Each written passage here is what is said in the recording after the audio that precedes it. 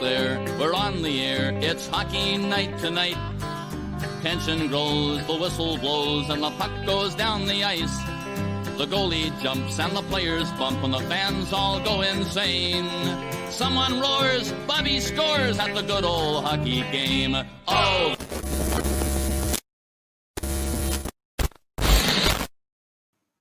Hey! Hey! Woo! Live-Tasting! Moin, moin! Wie krass ist das? Schön, dass ihr da seid. Wild. Herzlich willkommen. Wie viel sind wir denn überhaupt? Ja, keine Ahnung. Also, erstmal zu den Regeln. Ricky, Olli. So. Gläser, Bier. Saufen. Folgendermaßen. Da wir auch internationale Zuschauer haben, aus Schweden, aus Dänemark, aus Norwegen nicht, aber Niederlande, Holland. Und aus Großbritannien. Von der Insel. Werden wir das nicht nur auf Deutsch machen, sondern wir werden zwischendurch auch immer wieder ins Englische switchen, ne? Damit die Jungs sich auch nicht vernachlässigt fühlen. So, welcome everybody from abroad. Hello to Sweden, hello to Netherlands, to Gott Denmark. Oh, das heißt guten Abend auf Schwedisch, ich weiß nicht genau. Sonst hey. Hey. And yeah, Netherlands and England, hello. Thanks for joining us. Welcome to our first live tasting. It's weird time at the moment. I think we are all in the same situation. So there is nothing better than on a Saturday night get drunk together, I would say, right? Absolutely. Yeah, absolutely. We will start with some information about us. We'll start in German, then I'll translate it in English. And then we will start with the first beer, because I think we're all pretty damn thirsty, right? So, Ricky, erzähl doch mal, also ganz kurz, ne, weil die meisten, ich kann es eh nicht mehr haben, mir hängt es zum Hals raus. Ich kann es auch nicht mehr erzählen, weil ich schon erzählt habe. Wie sind wir eigentlich entstanden? Wir sind entstanden aus unserer Leidenschaft für Eishockey. Was natürlich auch klar zu sehen ist an unserem Logo, an allem, wofür wir stehen.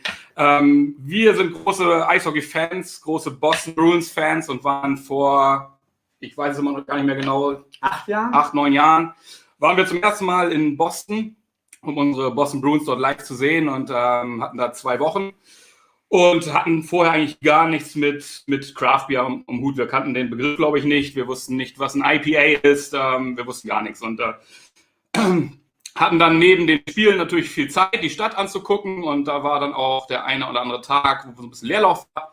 Und dann haben wir uns noch gedacht, gucken wir uns mal eine Brauerei an. Und da gab es eine Brauereiführung von der Samuel Adams Brauerei. Nur für die Nerds, Trillium gab es damals noch nicht. Also nicht, dass es jetzt wieder Beschwerden gibt. Und ja, dann haben wir mal gedacht, gucken wir mal, was die Amerikaner so können, oder besser, können ja nichts. Und dann mussten wir leider feststellen, die können doch was. Also wir haben dann probiert und sie haben erzählt, sie brauen 60 verschiedene Bierstile. Da haben wir schon gedacht, sowas, ich kenne ja gerade mal 3, 4. Ich kenne Pilz, ich kenne einen Weizen, das war's für uns. Und haben uns dann die ganze restlichen Urlaub dort mit IPAs durchgetrunken in den Bars, weil da gab es natürlich auch Bars, wo viele Hähne waren und immer IPAs getrunken und da kam so eine Liebe zu diesen IPAs. Genau, und dann haben wir halt angefangen im Keller selber zu brauen und jetzt sitzen wir hier. Genau. So, for our international watchers, 2000, it all started in 2012. We've been to Boston because we are huge Boston Bruins fans, which is the best hockey team in the world by far, which is tough to guess. But 2012 we've been to Boston. It was game day. I think we played the Montreal Canadiens on that day. Yeah, tough game. Big loss. Yeah, tough game. And to kill some time until the game started, we went to Samuel Adams and did a brewery tour, and that was the first time we actually tasted IPAs. And as a German, we are just used to Pilsner and Weizenbier, so we were like, what the fuck, where's the citrus flavor coming from? And this is not Reinheitsgebot. And but we then back in Germany, we actually kind of figured, fuck, that was damn tasty, but it was impossible to get back then, like 8 years ago. So we started homebrewing in our own cellar, and fast forward 8 years, we're here. So yeah, we started in 2007, mid-2017, and yep, now we just entered our third business year, and Still Gypsy Brewers. yep. But big announcement: we will have our own brewery next year. Like it's 99.9% safe, sort of. So yeah, pretty cool. First, and we have one rule for this night, and that's the only rule. If you don't like any beer, please don't bother us with your opinion. We don't care. Seriously, we don't care. If you got complaints, you know the rule. Talk to the tour manager. Also bei allen Beschwerden bitte immer an den Tourmanager. Denn es gibt keine. Zumindest wenn ihr welche habt, uns interessiert es nicht. Wir können damit nicht umgehen. Deswegen haben wir einen. Jetzt wollen wir noch jemanden vorstellen. Und das ist der Mann, der uns alles möglich macht hier. Der uns wirklich viel in letzter Zeit geholfen hat. Im Hintergrund unsere Website, den ganzen Shop, alles auf Vordermann zu bekommen. Und der uns auch bei diesem Tasting-Bild hilft. Im Hintergrund, das ist der Thomas. Vielleicht möchte er sich kurz dazu schalten. Komm zu uns, Thomas. Jo, hi. Thomas. Schönen guten Tag. Wie läuft's bei euch am Schöndorfer Strand? Wie ist die Lage in Düsseldorf? Du, ne? Alles geschlossen. Bier habe ich hier. Dementsprechend das Beste, was ich auf dem Samstagabend machen kann. Finde es geil, wie wir es gerade hinbekommen. Ich merke schon so das eine oder andere Problemchen gerade, denn ich bekomme die YouTube-Kommentare nicht ganz so hier rein. Deshalb schalte ich mich zwischendurch einfach mal zu, gehe euch ein bisschen auf den Sack und sage, hey, er hat total geiler Mensch, einen total geilen Kommentar gegeben. Und hat endlich mal gefragt, warum Ricky eigentlich so auf Rolex steht oder wie Ollis Hund eigentlich gelernt hat. Aber was auch immer da kommt, irgendwie zwischendurch schalte ich mich dann einfach mal rein und schreie wie so ein Idiot. Ja, mega. Hervorragend. Klar. So, Cool, dann will ich jetzt gar nicht weiter abhalten von der ganzen Nummer, ne? Bis später. Yo, bis später. Yeah, this was Thomas. It's our good friend of us. He's actually helping us a lot lately with our web shop and kind of the stuff, how we sell it on the web shop. And he's the biggest reason why we're able to set up this now today. Yeah. Because I just know how to enter the internet, and that's basically it. Ricky knows a little bit more about all that stuff, but this is like impossible. And we have to do one more shot. Oh, woo! Nice picture. Woo. That's from Sweden, right? Hey. Is it Tankard? Is the band Tankard? I love it. Perfect. Have fun, guys. Cheers. We have to do a big shout out before we start, and this goes to the guys who did our intro trailer. It's called Alt Shift. They are from Hamburg, and they do like 3D animations, and it fucking rules. That's it. Alright. Ich glaube, wir sind alle durstig. Genau, lass uns doch das erste Bier mal so langsam Genau, anfangen, mein oder? Mund ist trocken. Wir fangen an mit The Creepiest Creep. Also, Riesenproblem für euch, Riesenvorteil für uns. Wir sind zu zweit, wir teilen uns einfach eins. Gut, wenn bei euch die Frau oder der Kumpel dabei ist, geht's auch gut, aber ansonsten könnte das ein lustiger Abend werden. So. Alle eingeschenkt soweit. Wir haben hier unseren Praktikanten dabei. Ist ein Detroit Red Wing Fan, der ist ein Praktikant. Können wir leider nicht.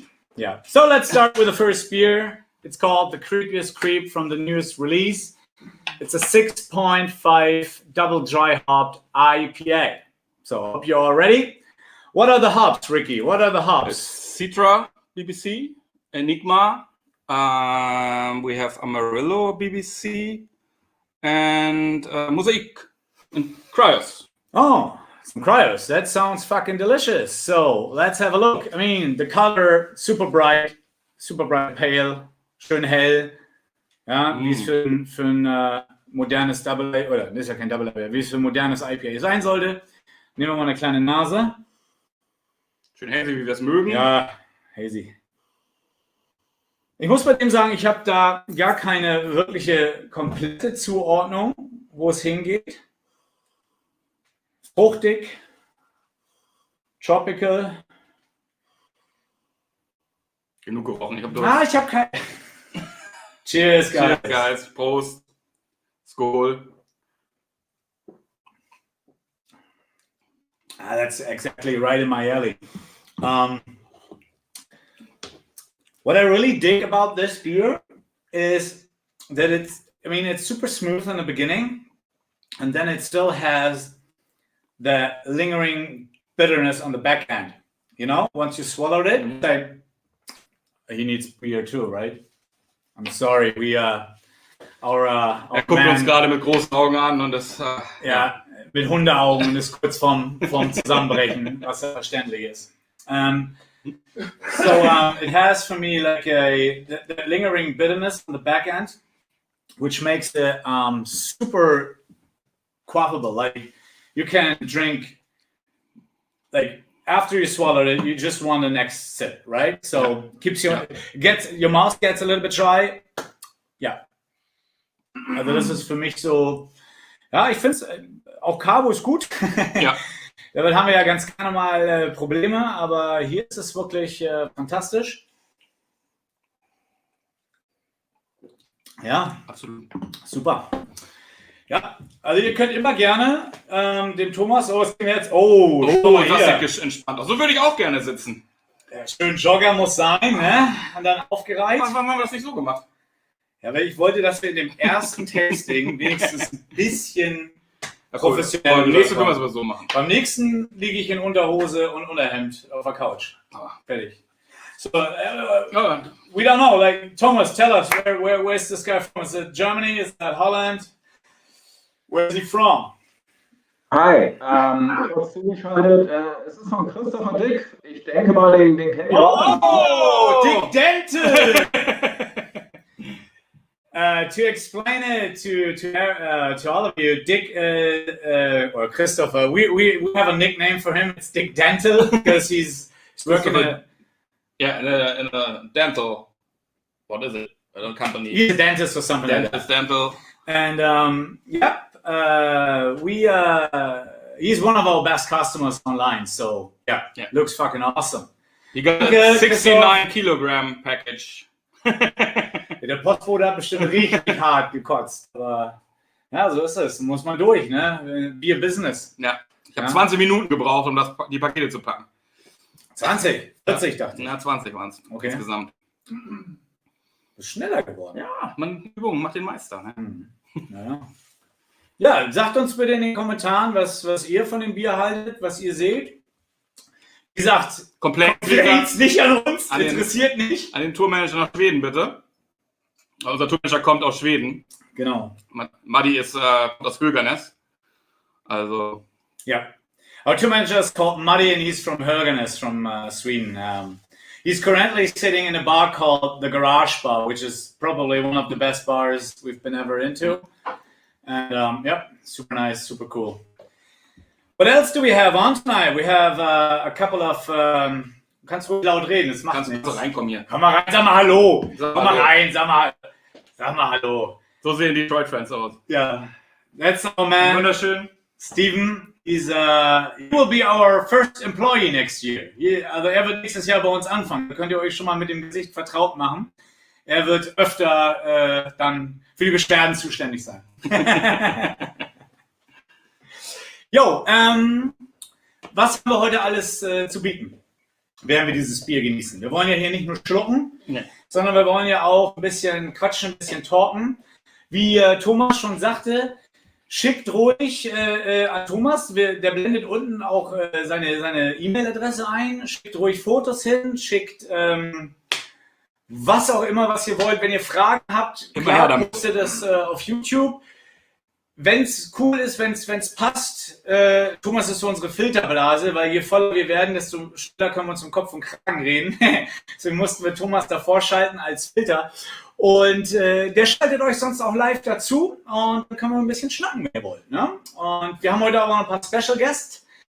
Ja, wir haben ja auch noch ein Collab zu bieten und dann gibt es noch eine Ankündigung für den nächsten Release. Und wenn alles klappt, haben wir auch noch eine Live-Schalte in die USA. Oha. Oh. So what are we having on like tonight? We will not just getting drunk. I mean, that's obviously the main thing why we're here. Main goal. the main goal, getting drunk, and I think that shouldn't be a problem at all. But we will also have a room to discuss stuff. You can write your comments into the YouTube section. Our man Thomas will filter it out. Otherwise, we might talk too much about certain stuff. So you would just just send us through the questions which are easy to answer for us. And or you can come on live and we'll have a chat while you're drinking, and then we'll have a collab. So there might be like something coming up, and we have guys from the US later on, and another announcement for the next release. Yeah, cool. All right. Ja, gibt's denn irgendwas, irgendein Gesprächspartner, irgendeine Frage, die wir beantworten sollen? Oder saufen alle nur gerade? Guck mal, Rick wurde auf dem Weg zum Tasting geblitzt. Was ist das denn Wildes? Also Gesprächspartner besorgen bei euch. Ziemlich viel, die wir gerne durchquatschen wollen. Dementsprechend sind wir dran. Aber geile Sache, die gerade an dem reingekommen ist. Ne? Ricky wurde halt geblitzt. Und was noch geiler ist... Ach, hör auf den Weg hierher, oder was? Ich hab das gar nicht Ja, mitbekommen. ich meine, Ricky ist auch bei Rolex fragen, ne? Dann willst du machen. Ich hau mich mal wieder raus, aber hau das Bild dafür rein, okay? Ja, hau rein. Ach du Scheiße. Das bin ich nicht. Wer ist denn die Beifahrer? Das ist die African Who's Queen. that? I mean, seriously, Ricky? Seriously? Who is that? It's your car. Yeah, but I've never seen her Yeah, before. but it's your car. Dude. Wie schnell warst Ich hab's gar nicht mit. Kann nicht schnell gewesen sein. Also, das Auto fährt ja nur 140. 100 war erlaubt, also es war 120 oder so. Ah, herrlich. Ja, wild. Nicht schlecht. Ja, wie sieht's Aber aus? ich bin konzentriert, wie man sieht. Haben wir einen Gesprächsgast vielleicht kurz, bevor wir gleich zum nächsten Bier übergehen? Gibt es noch einen Schluck in der Dose? Ich würde sonst noch einen kleinen Schluck nehmen. Herr Praktikant, ich würde noch einen Schluck nehmen aus der Dose. Noch einmal rein. Also kurz, was Gesprächsgäste angeht. Sobald wir einen haben, sage ich Bescheid. Meldet mich einfach dazu oder schaltet euch den einfach rein. Wir müssen ja auch eben kurz den Link immer von mir bekommen. Das dauert einen kleinen Moment. Ah, okay, alles klar. Also Quatsch, aber kriegen wir jetzt noch einen? Oder wie ist die Lage? Das wollen wir erstmal mit dem nächsten Bier weitermachen. Machen wir erstmal das nächste Bier. Wir gucken mal, wie schnell die Leute den Link klicken. Also ich habe das jetzt am Anfang. Das ist auch noch extra, oder was? Ne? Gut. Müssen wir jetzt Dankeschön. Ja, nur ist gut. Du hast doch gehört, wir sollen das nächste Bier machen. Ja, Chef. All right. So, yeah, we hope you enjoyed the first beer. We certainly need another minute or two to swallow it. How is our timetable? 20 past. So we got Lass mich auf eine Rolex gucken. Alles, 7 minutes left for the next beer. I mean, yeah. All right. So, we're really happy that actually so many people, even from Sweden or UK, are watching today. That's awesome. I mean, it's the first time we do this thing, and we really hope you have a great time. So, yeah. Und wir sitzen hier übrigens bei Olli, Stimmt. Im eigenen Pub, in dem Hockey-Pub, wo wir Den ich noch habe. Playstation spielen, NHL 21, gerade aktuell daddeln, wo getrunken wird, wo Musik gehört wird. Ja. Und natürlich getrunken wird. Und hier entstehen auch viele Ideen zu Namen von Bieren und all der ganze Scheiß, den wir so machen. Ja, hier wurde schon alles. Hier waren Ehestreits drin, hier ist man besoffen eingeschlafen. Das ist so die letzte Bastion, die ich in meinem Leben eigentlich noch hatte. Aber je älter mein Sohn wird, desto mehr pocht er doch auf diesen Raum. Und genießen wir es, solange es noch geht. Ne? Ja, wir werden sehen. Aber es ist ja nicht so, wir werden bestimmt noch irgendwo anders. Brauerei. Dann kommt der ganze Stuff in die Brauerei. So lange muss es noch hier gehen. Ja. Wenn er Höhle schlaft, dann ja, we'll see. Like, Who's that? Nice. Nice. That looks Notre Dame. Is that a Red Wings jersey down there? Oh, If it is one, I'm sorry, we're not taking any questions at the moment. We got some difficulties with the connection. That looks awesome. Cool. Is it Pittsburgh? Fuck. Now it's Pittsburgh. Pittsburgh? Pittsburgh. It's Pittsburgh.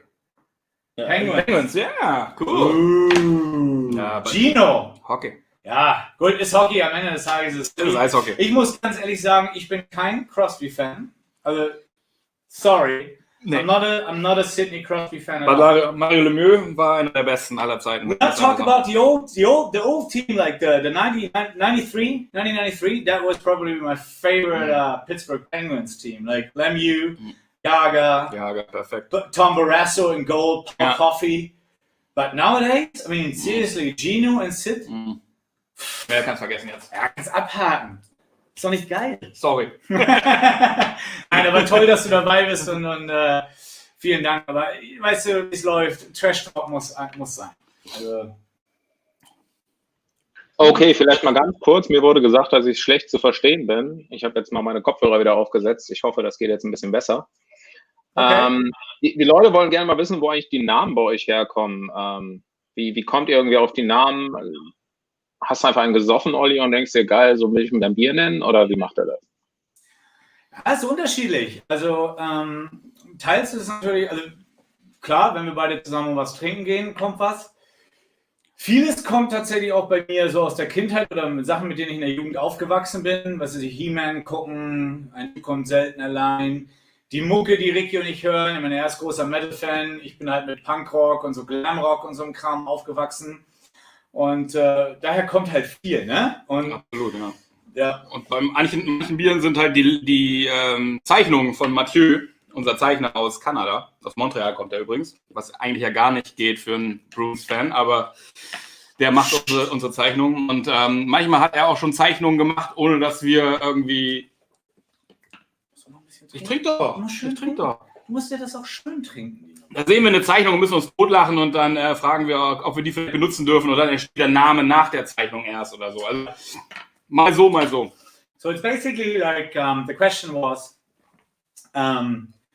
where do we get all the names from for our beers? And it's like a lot of stuff comes from my childhood or when I was like 14, 15, 16, 17, 18 when I grew up. Skateboarding, playing hockey, listening to punk rock most of the time, or glam rock, or hard rock, and all that stuff, and like the TV shows we watched back then, like Dukes of Hazzard, He-Man, and all that stuff. So I was a big fan of the Misfits back then. So that's why a Misfits beer was a must, or a Kiss thing. I mean, we were both huge Kiss fans. Absolutely. So, and he's like a Metallica fan, that's why the Thunder Lightning. Yeah, exactly. And he's like a huge horror movie fan. So that's where like we have a couple of stuff coming up soon. So we don't want to talk about it. Don't want to spoil it now. But yeah, that's where we get our names from. And then it's basically, sometimes we're drunk and it's just funny. But even if we're sober, I think we have the same kind of humor, which that really connects. That's the best connection actually between us, like the sense of humor we have. And it's just sometimes a normal day in the office, just talking shit, and then a name comes up, and that's what's that? Is that Thomas? No, it's not. And I was, Das war die Lady im Auto. I'm freezing. And that's where we get our names from. Yeah? All right. So what's the time? It's 7:30. Steven, kannst du uns vielleicht 2 Wassergläser besorgen?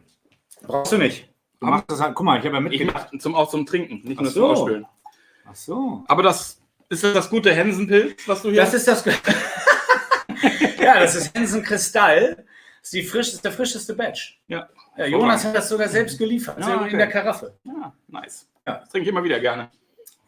Hensen Kristall ist das beste Bier, das es gibt. That's a running joke we have with one of our best brewer friends from Germany. Mönchengladbach.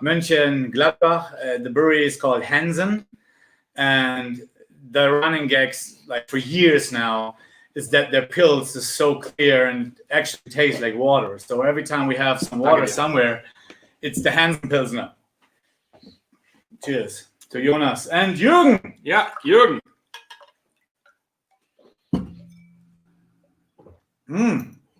Guck mal, Ricky. Das ist mal ein hübscher Kühlschrank. Mega. Schöne Sudden Death Maske auch. Geil. Ja, sieht gut aus. Sehr schön. Nice. Der Aufkleber sogar, das ist zerschnitten und das sieht ja richtig geil aus. Crazy. Googly eyes, they say. Yep. Alright. Aber was ist am Hintergrund für Bier drin? Die Flaschen, das würde mich jetzt interessieren. Es gibt Bier in Flaschen? Weiß ich auch nicht. Das ist kein Is there Bier. beer in bottles? Is that existing? Wow. But anyways, nice picture, nice freezer, and have fun with your Hello Fresh packet tomorrow night. All right. Well, why is... okay. My wife writes my parents how my son is doing at their home. Okay. So that's the sound which is popping up. Oh, the guy from the US is He's answering. Or this one. Okay. That was not the question. Anyway. So, kurz auf dem Off. Die Leute haben noch mal Bock, bevor ihr aufs nächste Bier geht. Ich kann den Namen leider nicht aussprechen. Irgendwie Hedgehocht oder Hedgehocht. Ob ihr ein bisschen was zu American IPA erklären könnt. So, was ist das eigentlich? Was macht ihr da? Und ich hätte einen ersten Gast. Also wollt ihr erst eine Frage beantworten oder erst einen Gast dabei haben? Ich mache das American IPA ganz schnell und dann kannst du einen Gast einschalten. Okay, der Gast ist der Andreas. Okay, cool. American IPA for us is, I would say, nowadays IPAs, the modern IPAs, haziness, easy drinking, slightly bitter, dry hop, fruitiness, and that's what for me the American IPA is. So our beers, usually if you think about Untapped, our IPAs are mainly named American, or the category is mainly American IPA. We rather use that than we use New England IPA and stuff, because for me, actually, there's not much of a difference between all those IPA styles, and especially in a 6.5 region. And if it's not too hoppy, it's like a modern classic IPA for me. And if it's like more dry hopped or different yeast and stuff, then I usually start to think about other beer styles like New England IPA or Imperial IPA. Sure, Imperial IPA is connected or is with the Echo. But for me, it's like American IPA is that go-to everyday IPA, slightly dry. Yeah. All right. Shall we pour the beer first and then bring in the guests so we just can drink while we talk? Next beer, guys. Once upon a time in Eternia. That's where my childhood. Your childhood. My childhood, because I'm younger, as you can see. He-Man. Skeletor. Riesenpart meiner Kindheit auf jeden Fall. Also ich meine, wer hat nicht He-Man gesehen, der Mitte 30 ist?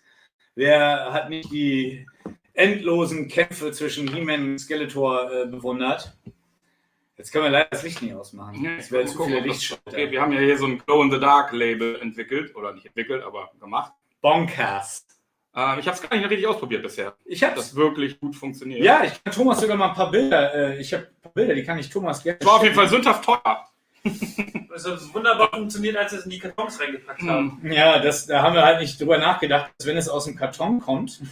Da ich ja der kaufmännische Part in unserer Beziehung hier bin, in der Geschäftsbeziehung, stößt mir sowas natürlich erstmal ein bisschen mehr auf, wenn man. Aber im Nachhinein musst du sagen, das ist eine Weltidee. Zum gleichen Preis fast anbietet. So it's Glow in the Dark. Thomas, I just mailed you a picture, so maybe you can chop it in. So wird das hin. So people can see that it's actually a Glow in the Dark label. Yeah. All right. Anyways, let's have a sip first. Wollen wir anstoßen? So, alle bereit? Wenn alle bereit sind, alle Hände hoch. Alle Hände hoch vom Fernseher. Hände hoch. Seid ihr alle bereit? Hände hoch.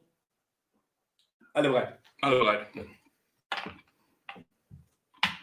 Ja, ist brutal. Ich habe die Nase seit Tag 1. Für mich ist es weißer Pfirsich durch und durch.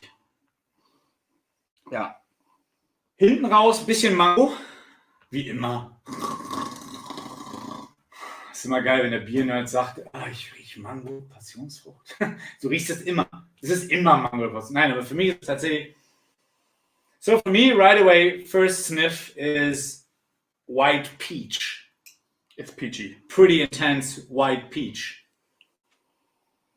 For this beer, what's the hops? The hops are Citra BC, Idaho 7, one of my favorites at the Und ein moment. nagelneuer, der Triumph. Yeah, pretty fairly new to us, right? Wo kommt der her, Olli? Yakima. Ja. Yakima Valley, Washington State, Seattle. And I have to say, I was actually a little bit worried before using it. It's just that I had no reference at all. But it was new. So, all right, let's do it. And I have to say, I'm really, really happy with the result. I mean, like the hop combination is perfect. And it's not like, the smell is not like any other. It's not like, usually when you have like those juicy IPAs, sometimes they smell all the same, right? And it's like, for me, it's like totally different to all the other beers. And even, especially with this release, it's every beer has the own nose, the own taste. It's great. Hast du ja mal ausprobiert, dass man mit der einen Nase noch anders riecht als mit dem anderen? Also, dass man ein intensives hat? Naja, deswegen haben wir uns kaputt gemacht damals im Auto. Das war wirklich so, wenn Echt? man riecht komplett unterschiedlich. Bei mir ist zum Beispiel das rechte Nasenloch das, wo ich viel intensiver riechen kann. Ich rieche da nichts, aber ich einen Popel. Dann ist es ein Problem. Das könntest du vielleicht mit einem Taschentuch dann lösen, aber... Ja, ist für mich, warte mal. Krass. Das ist recht. Oder? Wenn ich so mache, mit Leben, dann riecht viel Pfirsich. Ja. Ich rieche ganz wenig auf dem linken. Also mit rechts würde ich weiße Stein. Oh, guck mal hier, da ist das Follow. Ja, es funktioniert. Glow in the dark. Ist das ein Heft dahinter? Ein Comic-Heft, ja, das ist He-Man. Cool. Ja. So, jetzt aber auch mal trinken. Cheers. Cheers. Ja, ist geil. Ja, ist wirklich so. Du lachst. Oh, wir haben einen dazugeschalteten. Hey! Wir hören nix, Thomas. Wir hören nix.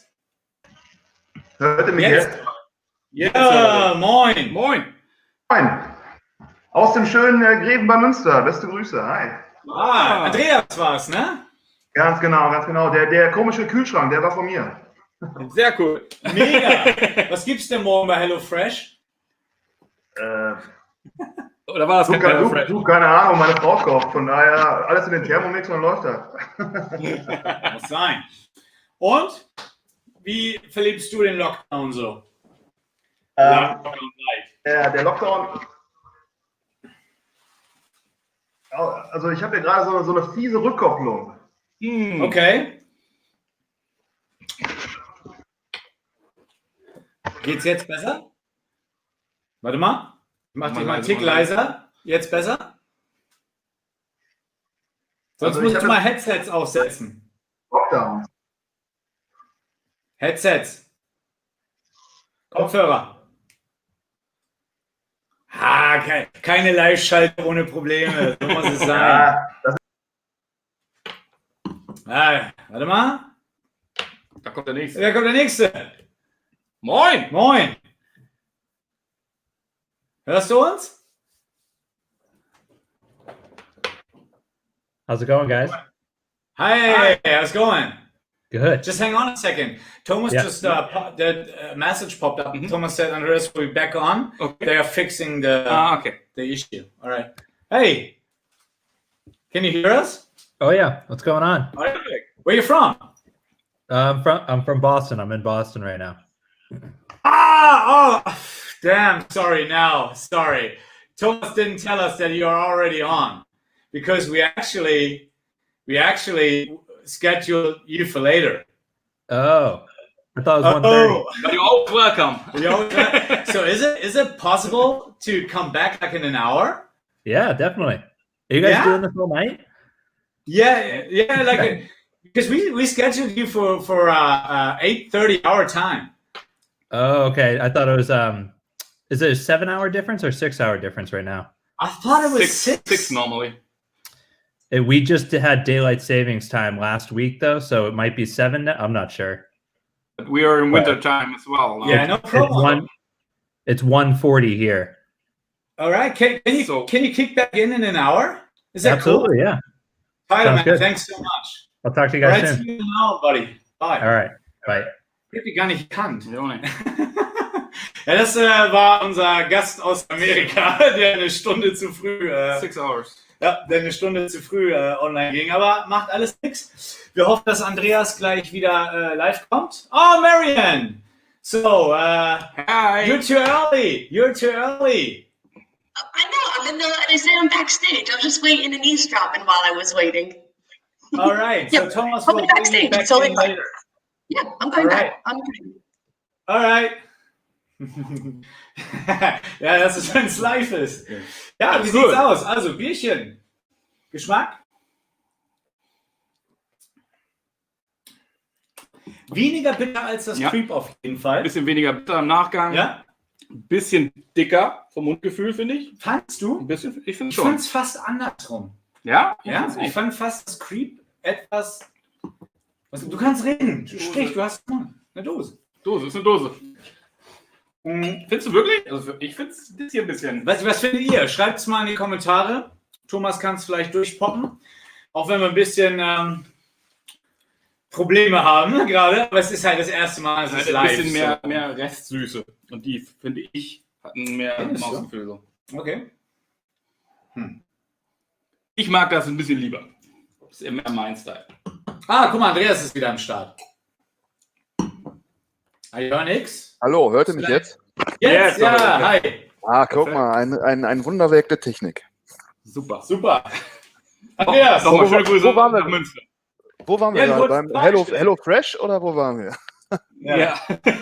Hast du Once Upon a Time in Eternia schon aufgemacht? Oh ja, hier. Oh. Ah, sehr gut. Sehr schön. Sehr gut. Also. Erzähl, du hast, Thomas sagte, du hast eine Frage auf dem Herzen. Nee, eine Frage habe ich gar nicht. Ne?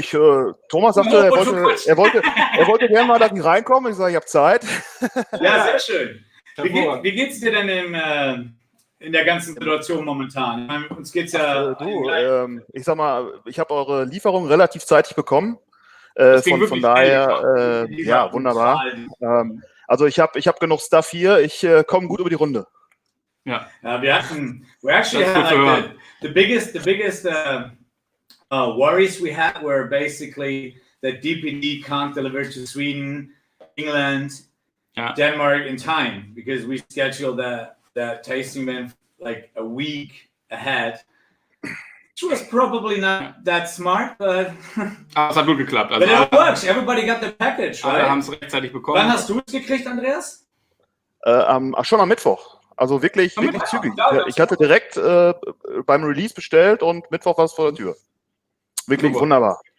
Mega cool. Ja, wir haben das Montag rausgeschickt. Wir haben Samstag schon angefangen zu packen dann gleich wirklich. Also das war wirklich heftig. Also wir hatten teilweise, ich weiß nicht, das ganze Büro war voll mit Paketen und mussten jetzt mal rausstellen auf Paletten. Und der erste DPD-Fahrer, der kam, der war auch etwas entsetzt.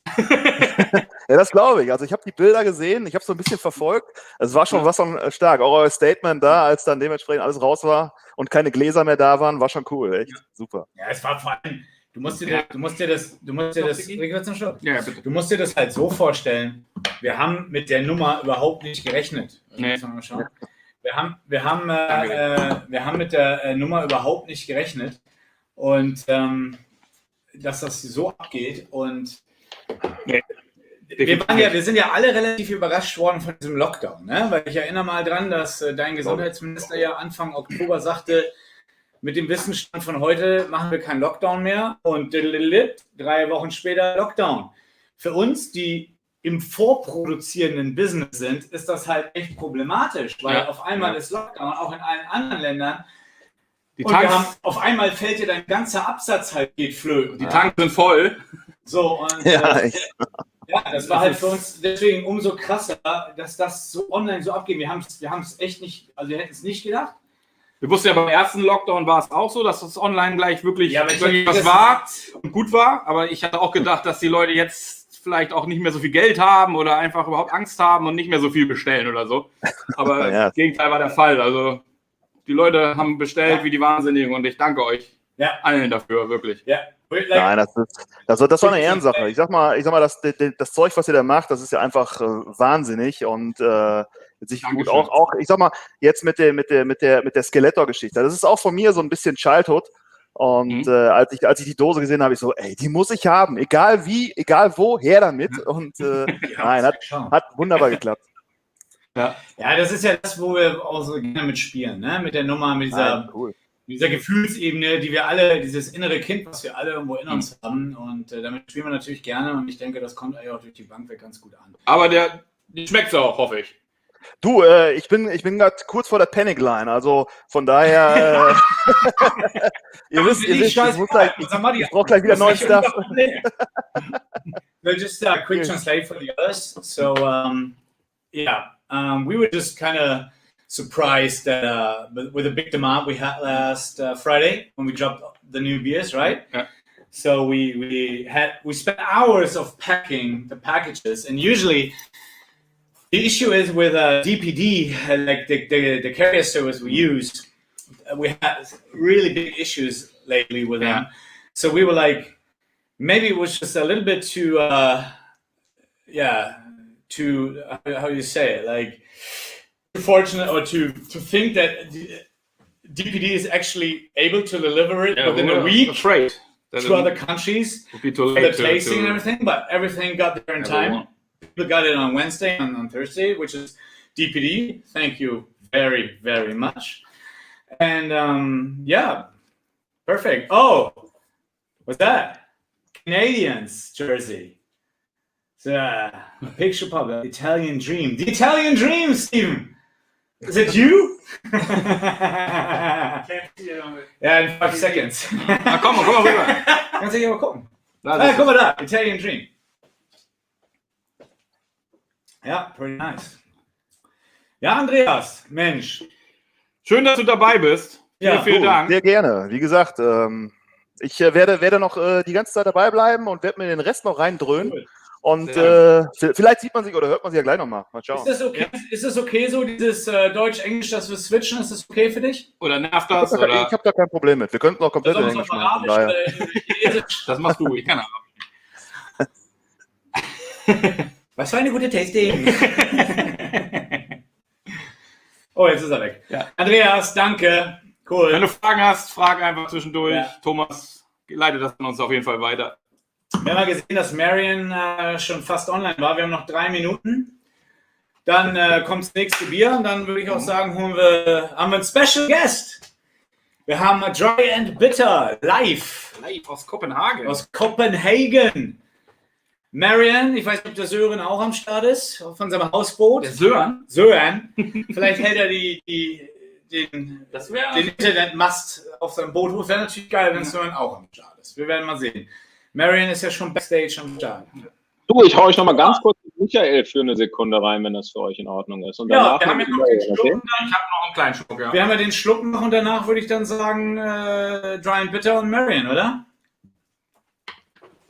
Ja, moin. Moin. Moin. Michael. Schöne Grüße aus Dänemark.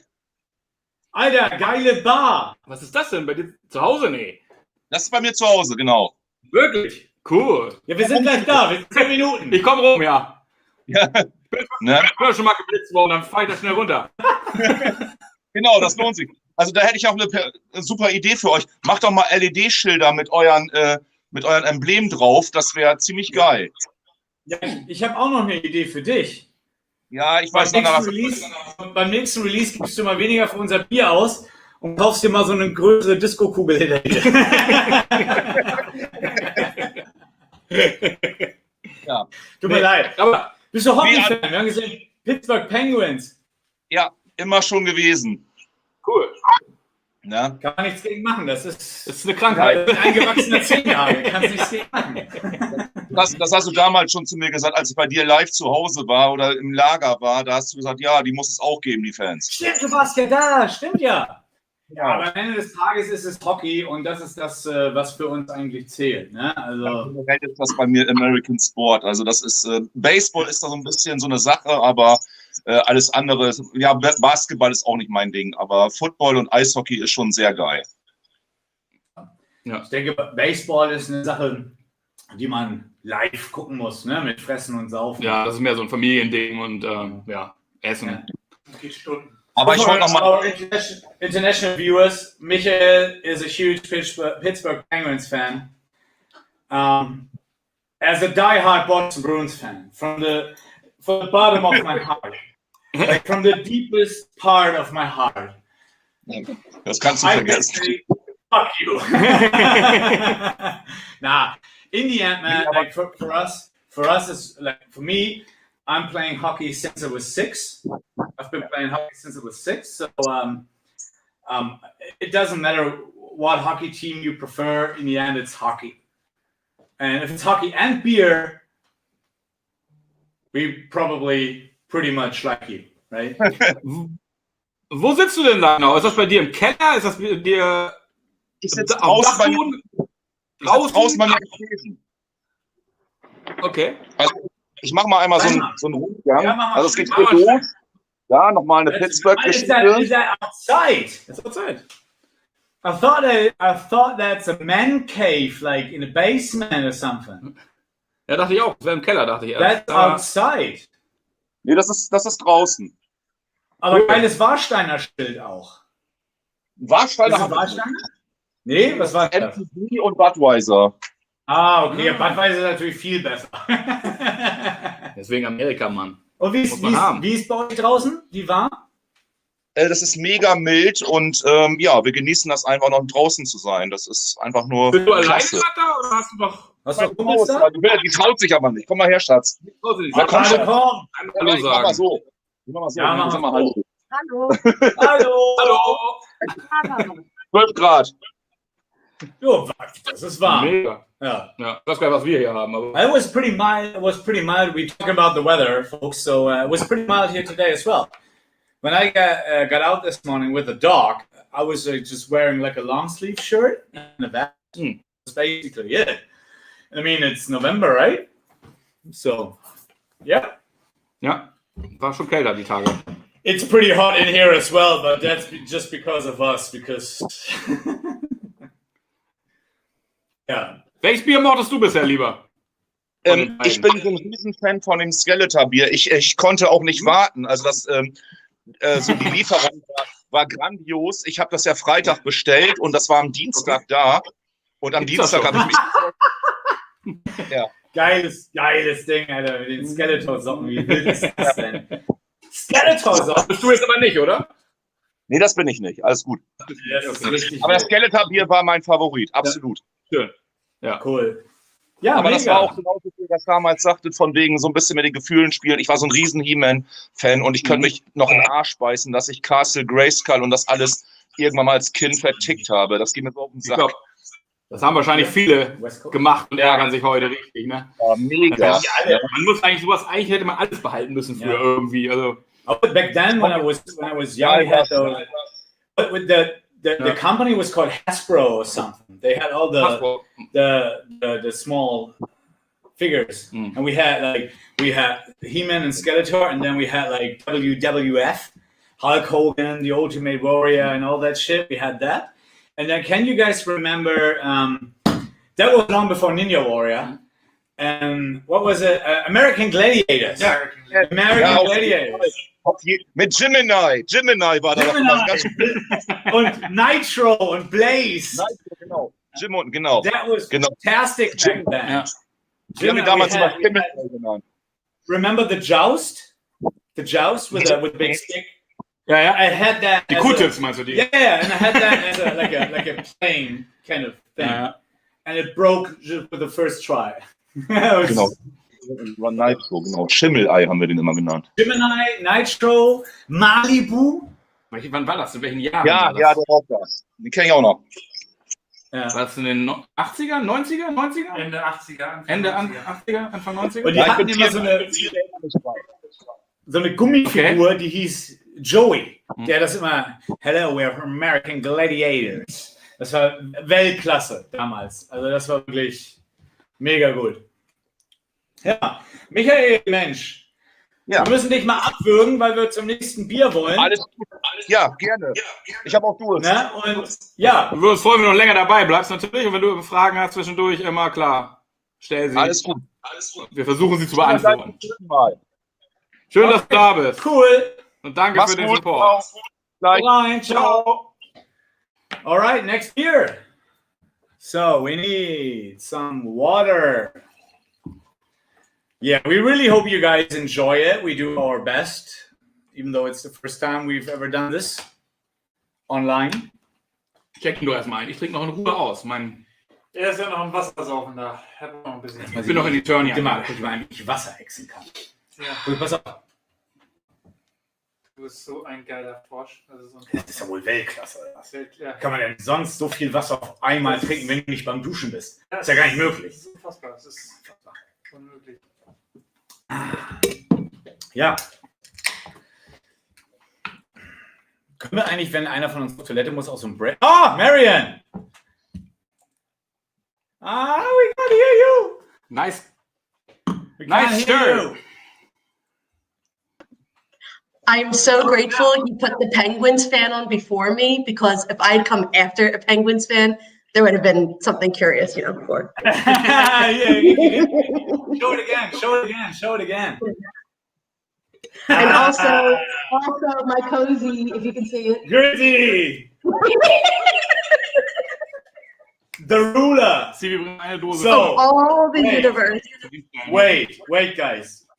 So, because now the German guys, Danke dir. everyone is be like, who's that gritty guy? Who's that? What's that? What the fuck is that? I mean, that was our first reaction anyways, right? It was your reaction, his reaction, my reaction. Who the fuck is that? So, Thomas, please show who Gritty is.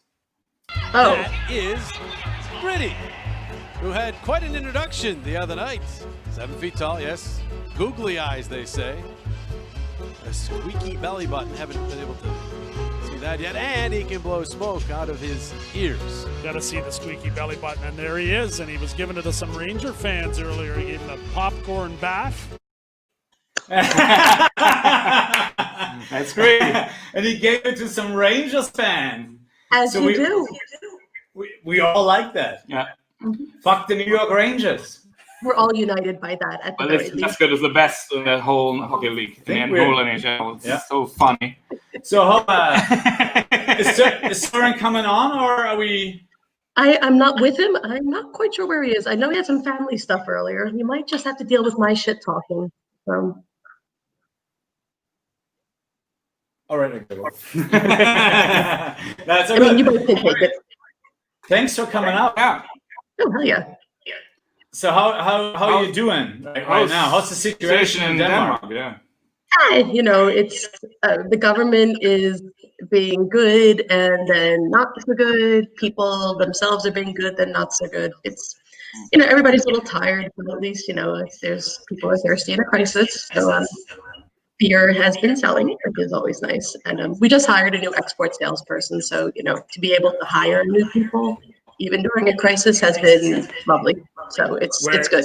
Where there is no export market at the moment, actually. Yeah. I mean, we've started exporting to South Asia and other parts in Asia and Australia as well. So it's trying to figure out what to do with different parts of the world. Yeah? Who are you doing? Who are you doing Australia with? CNV Liquor. Yeah, we talked about it. I cannot. The best. I haven't met this person, but Nick is like as attention to detail as I am. Couldn't say enough good things about them. So. Do you have a gritty beer as well, or are you not drinking? I'm sorry. double gritty. I am double gritty. In the cooler. I was just carried away by the cooler. So, you know, I feel like I let it down on the cab. What? Can you remember the hops we used? I remember Strata. Is it on the can? Well, actually, I'm on my computer. I have the recipe here. So let's see. Strata, Amarillo, and Citra. Strata, Amarillo, and Citra. Yep, that's the dry hop, and Chinook, Columbus, and Amarillo leading up to that. How would you describe the aroma? Out of the can, out of the gritty cooler. Yeah, I can't drink out of a glass because I need my cozy. It smells like gritty, certainly. Yeah. It does not smell like gritty. How do you know how gritty smells? I've seen gritty. I'm from Philadelphia. I know what that place smells like, and I know what it smells like. No, it's more fruity than a West Coast used to be back in my early drinking days, but it's not overpowering. The hops are still fresh, and it's still delicious. I think it's even better than when it was fresh. You know what I mean? It's some IPAs are like that. They need a week or two, a month to chill, and then all of a sudden, everything's perfect. I really dig it. This beer has been selling. It's been selling beautifully in Copenhagen. People are very happy with this beer. I'm really happy you guys were up for a West Coast one, because I mean, you guys are known for hoppy IPAs. We are known for hoppy IPAs. So, let's do a hoppy IPA. I mean, come on, it makes sense. That would be too easy, like a Bruins win, you know, too easy. Oh, did they win? I'm sorry. Didn't they just get knocked out in the As I said, here for the shit talking. I really dig this beer, and for us, it was a huge honor, to be honest, to brew with you guys. Because back, like, when we started drinking craft beer, you guys were already there. Dry Bitter was already. So I remember being at your place, and we played like, I can't remember what it, like NHL 13, probably 14. Wow. I really 15, can't remember. 16, I don't know. And we had Dry and Bitter, Christian Bailey or something. Oh yeah. In a bottle. Yeah. But it So- was awesome beer. Awesome. I mean, I think Dry and Bitter was one of the first ones who got imported by Brausturm back then. Yes. Yeah. So for us, it was like, wow, drinking it and then becoming part of the industry, and then be able to brew with you guys was for us like That's too nice. I mean, one thing. I grew like 2-3 centimeters. Well, I think I'm growing this way this year, but growing this way is good too. So, no, I was telling the story of when we met the other day, just as part of like just talking about beer and what's so much fun about this community.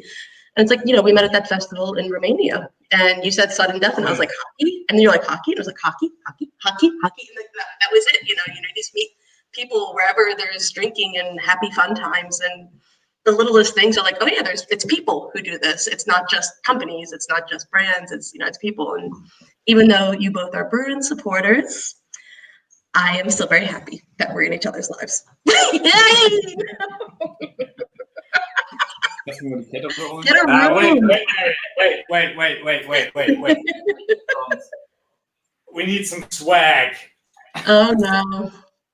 All right, well, fine. If that's the case. I even have my gritty stuff here. So I'm gonna be here. That's Flavor Ricky. Cracks. That looks so good. It's the best. Awesome. It's the best. Yeah, no. I mean, it's such a great game. You said it, Romania. Romania was such a shame that you wasn't with me.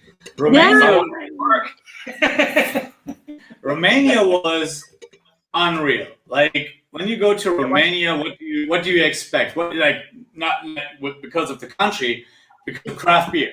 What do you expect craft beer wise in Romania, right? So literally nothing. Timmy Shorta blew my mind at that town, the people, everything. Unreal. It was unreal. It was one of the best festivals ever. It was great. I mean, the lineup was awesome. people were just having fun and Makes fucking aggressive. and Soren's DJing was legendary, right? Of course. Yeah. Absolutely. Yep. No, great festival, and I was like super glad to meet you guys, and I really hope we can be back next year. Like, I know that it's almost getting sad to me. frustrating. It's really getting frustrating at the moment.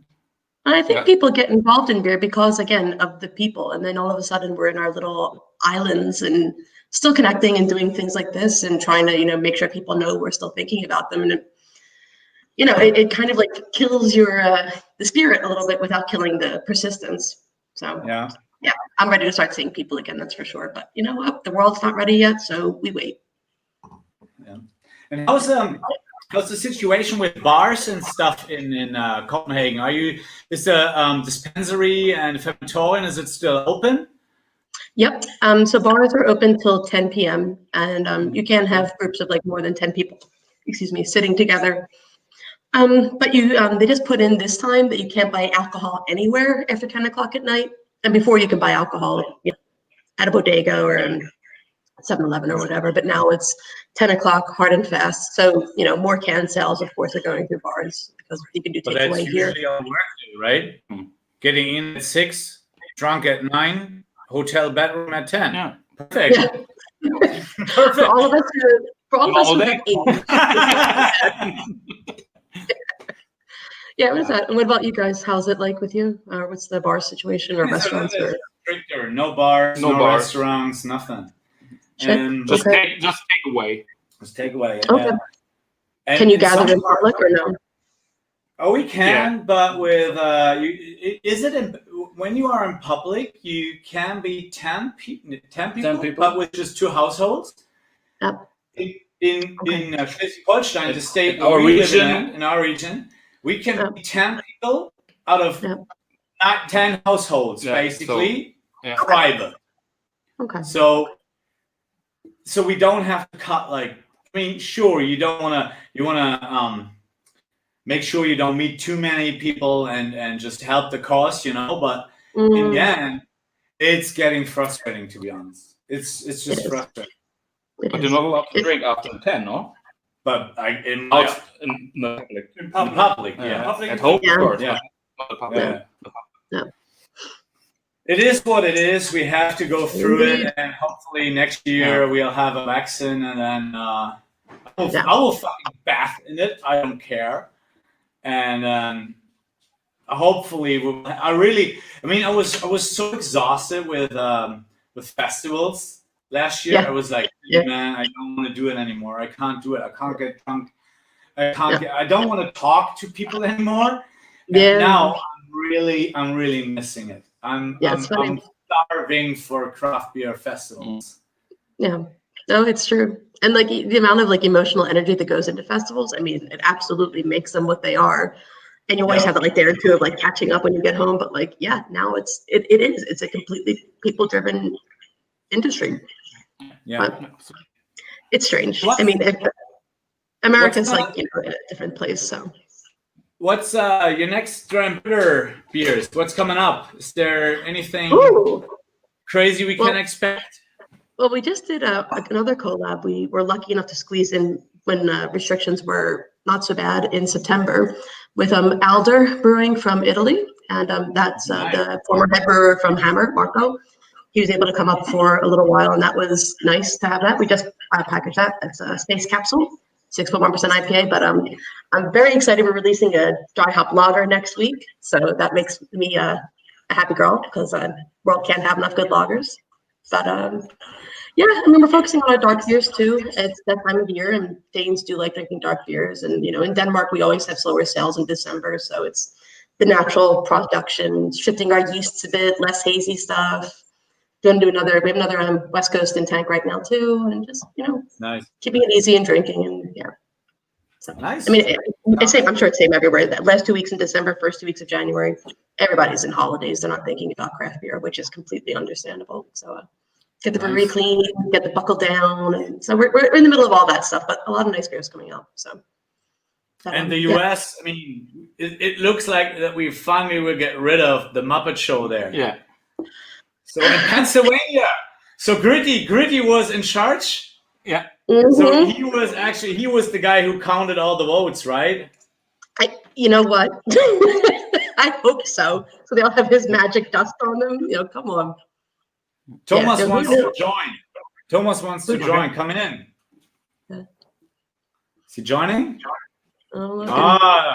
Oh, Thomas, you grew some hair. No, hier ist Jens, nicht Thomas. Hi, Jens. Der wollte mich mal zuschalten. Wir haben uns das letzte Mal, zumindest wir, so we went last time in Cologne at the Tap Takeover. Well, I don't know. I can't remember. I was drunk as fuck. Yes, me too. And I'm working on it. So, Prost. Oh, Prost. Cheers. To Gritty, the ruler of the known and the unknown world. Is that right, Marianne? Damn straight. Yep. Right. Yeah, and now everybody knows who he is. The whole world knows who he is. Seriously, to be honest, as a Boston Bruins fan, we are super, super proud Boston Bruins fans. Literally, hardcore Boston Bruins fans. But to admit, and I have to admit, I mean, our mascot is fucking awesome, Blades. But Gritty is probably the best mascot out there in any sport. He's amazing. It doesn't matter. He's the best. Bist du auch ein Hockey-Fan? Bist du auch Hockey-Fan, Jens? Hallo, ich komme aus der Gegend. I'm from Cologne. Yeah. Cologne, yeah. So, Cologne Sharks. So yes, Cologne Sharks. Cologne Sharks. All right. Do you have any NHL team you like? Yeah. Boston, okay, but not really. All right, Thomas. Out. That's it. And sometimes with the Canadian teams, but At least it's not Tampa Bay. Canadian teams. Und wie ist die Lage in Köln im Moment? Ich habe hier von Thomas auf Deutsch oder Englisch, also beides. Wenn ihr auf Deutsch fragt. Ja, wir switchen immer ein bisschen. Traurig, ne? Ein bisschen, ne? Aber wir machen ja das Beste draus. So ein Online-Tasting. Wir sitzen hier zu viert gerade. Okay. Ist auch mein Kumpel Marc, meiner Freundin, seiner Freundin und schöne Grüße. Wir kaufen euch auch ab und zu mal so halb leer, glaube ich. Ne? Also hier Dormagen und das klappt immer super. Und es ist immer schön, wenn man mal hinter den Namen auch mal ein Gesicht dann irgendwann sieht. Man sieht ja immer online Bestellungen und dann hat man Namen, die man schon immer wieder packt und so. Moin! Ja, super. Marianne, we just talk about it. It's actually nice to see the people behind the orders we have online and stuff, you know? Yeah. It's I think that's the best thing about craft beer is that it unites people, you know? Like yeah. Beautiful. Googly eyes, they say. Dave and I spent an afternoon gluing googly eyes onto some of the cans that we were releasing at Fermentorin. So there's like this whole like 2 boxes full of cans that I'll have like misplaced googly eyes on them too. The best day I've had all year. Next time we do this collab, we have to do a label with fur. So I talked to the guys. Like I sent the label company we're working with, right? Yep. I sent the proof, whatever it was. I sent it to Søren because he was asking. And last week I talked to them about some stuff we can do because, as you might mentioned, we had that glow in the dark label right now. It was so good, yeah, so good. That's my inner 13-year-old Ollie, you know? It's Skeletor. I mean, come on. And I asked him what else is possible, Yeah. It's like a kind of not really fur. What you call it? Kind of like a structured surface. Is that possible? Yeah. And he said it is. Yeah. So next time we will do something. We will actually do it with a structured surface. I'm gonna plug my computer in before it dies. Yeah, do it. Yeah, nice. So, Jens, what do you think about what do you like more, West Coast IPAs or hazy IPAs? West Coast or what? Or hazy. I like it hazy. I like it hazy. Like some that's Gruber, something hazy like boys too. But every now and then, I mean, seriously, every now and then a good West Coast IPA is a deal. You know, like I'm a home brewer since 2 years, and I always try to get a double dry New England IPA, but at home I think you cannot reach the goal like you do. But I like West Coast IPAs too, but I think it's cool to have no bitter hops, just the aromas, you know. I like it very much, and it has to be hazy. Yeah. I like it quite bitter sometimes, because but the thing is, like back home, if you brew back home, you're always dealing with oxidation. So it's almost oxidation is like the biggest enemy of hops. Yeah. So it's almost impossible to brew a really, really, really good New England IPA back home. Yes. Yeah. If you have like that super nerdy homebrewing setup, then probably it is. Yes. But if you have like a regular whatever it's called here, Auspeidel oder was?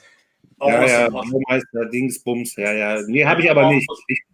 Habe ich nicht, aber I don't have a Braumeister. But oxidation is one of the biggest problems for homebrewers, I think. And the dry hopping too, I think. Yeah. Yes. Yeah. Chuck a little bit more and next time. That's how we do it. Ich muss euch mal zugucken. Guys, we're off to the next beer, I would say. Marianne. Thank you so much for joining us. It's so good to see you, and thanks for joining us on this venture. Whatever it is. And be Grudy with I really hope Grudy is with you and with us. Always. And let's hope that the season will start as they said January soon 1st. as possible. They said January 1st. I miss my hockey. I mean, how weird is it? It's November and there's no hockey on TV. That's not cool. It's upside down world. Yeah. Anyway, thank you for having me. Thank you so much for coming in, and talk to you soon. And say hello to all the guys, if you're still there, which is great. There's a couple of supporters. One is Steve B, who says it's one of the greatest collabs, and you guys should do much more West Coast IPA. And you should do it together. Awesome. So, yes, we come to you. We're all for everything. Very good. All right, and the second thing is you guys have to make a decision, because there's a huge fight in the comments between ESV Kaufbeuren and Nürnberg Ice Tigers. So which team I have in Germany? I can't weigh in on that one. Shall I answer that? Yeah. German hockey fucking sucks. So it doesn't matter at all. And I can say that because I've been playing hockey since I was 6. So I can say that. German hockey fucking sucks. We know nothing about hockey. Nothing. Fair enough. Literally nothing. Of course, you sucks. Can we? I'm the only one who knows hockey here. He's actually again. Yeah. He's claiming it again that he's the Mourinho of hockey. Never been in skate, but knows more than we do. I'm Dr. Hockey. Fantasy all-time winning champion. Marion, as a Red Wings fan, I have to take the stupid fuck every day. He's been demoted, I think. I think you need to claim that There's back. only one solution for me now. I'm going hard on Hey, Uncle Jack. Yeah, Awesome. All right, love you guys. Be good, and see you soon, hopefully. West Coast style. Thank you so much. Thank you so much. No problem. Take care. Bye. Alright, guys. Ist jeder noch am Start? Seid ihr schon voll? Nö, ihr ist noch nicht voll. Du spiel mal aus. Spiel doch mal ein bisschen aus. Du musst noch mal ein bisschen ausspielen. Das Aroma. Ja, schön. Ja, Fari. Da hast du, oh, hier. Oh, guck mal hier. Ja. Ja, das war Dick Dental. Ja, genau. Dick Dental. So, für jeden, der jetzt beim nächsten Release ordert, das ist die Mindestanforderung. Ansonsten Abflug. Mir gefällt das kleine Merch-Paket da oben. Weltklasse. Ja. Super. Mega cool, dass Marion auf jeden Fall Zeit hatte. Ja, super cool. Super nice. Und let's do a new collab. So Thomas, is there any word from Sweden, Denmark, England, or Netherlands? Is that good that we switched German and English? Is everybody cool with it? Is all good? No, we haven't gotten any complaints yet, which obviously is good. So we have to ask the tour manager. Norway in already, so we're a bit behind time, but just let's continue kicking the new beer. Then do Boy now. And, should I add him now? No, not now. We'll just let us do like 3-4 minutes with the beer, and then you can bring him in. The Doom Boy. All right. Thank you. So, Ricky, Doom Boy. Nächstes Bier. Ja. Double IPA. Endlich. Dein Ding. Da bist du am Ende der Nahrungskette. Und es ist ein Biker drauf. Ich bin auch Motorradfahrer. So gefällt mir das Label natürlich extrem gut, obwohl mein Helm ein bisschen anders aussieht als der. Und ich auch keine Ape-Hänger habe. Aber wegen der Rücken. Rückenprobleme hast. Aber das ist schon ein Style, den ich gerne mag. Also Doom Boy.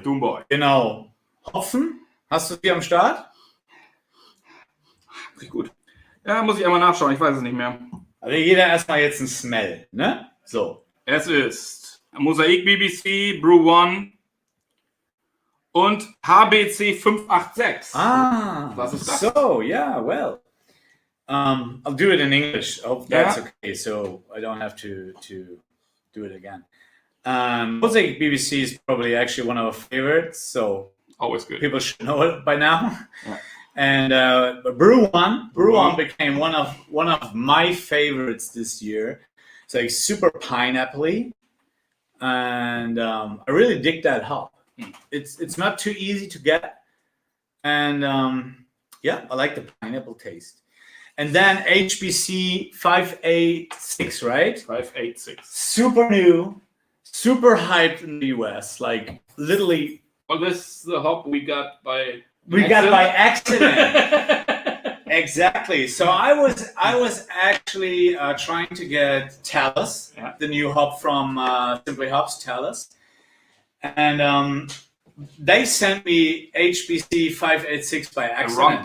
The wrong package. And I was like, I was complaining like, what the fuck? I ordered Talus, and then he was like, dude, do you know what you have in your hands?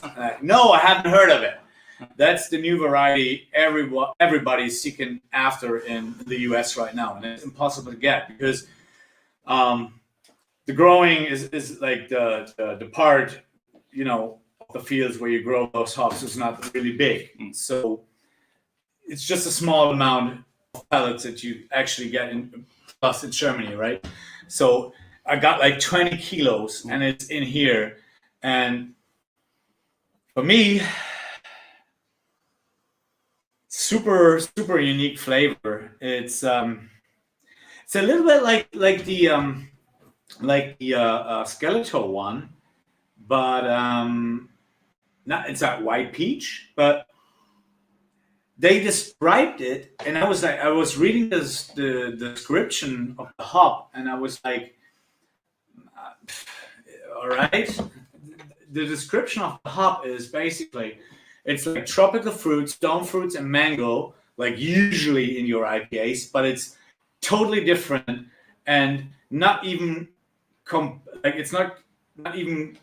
you're not even able to compare to the aroma you know, and from what I smell, it's all there. It's mango, it's tropical, pineapple, but it's also completely different to what I've smelled before.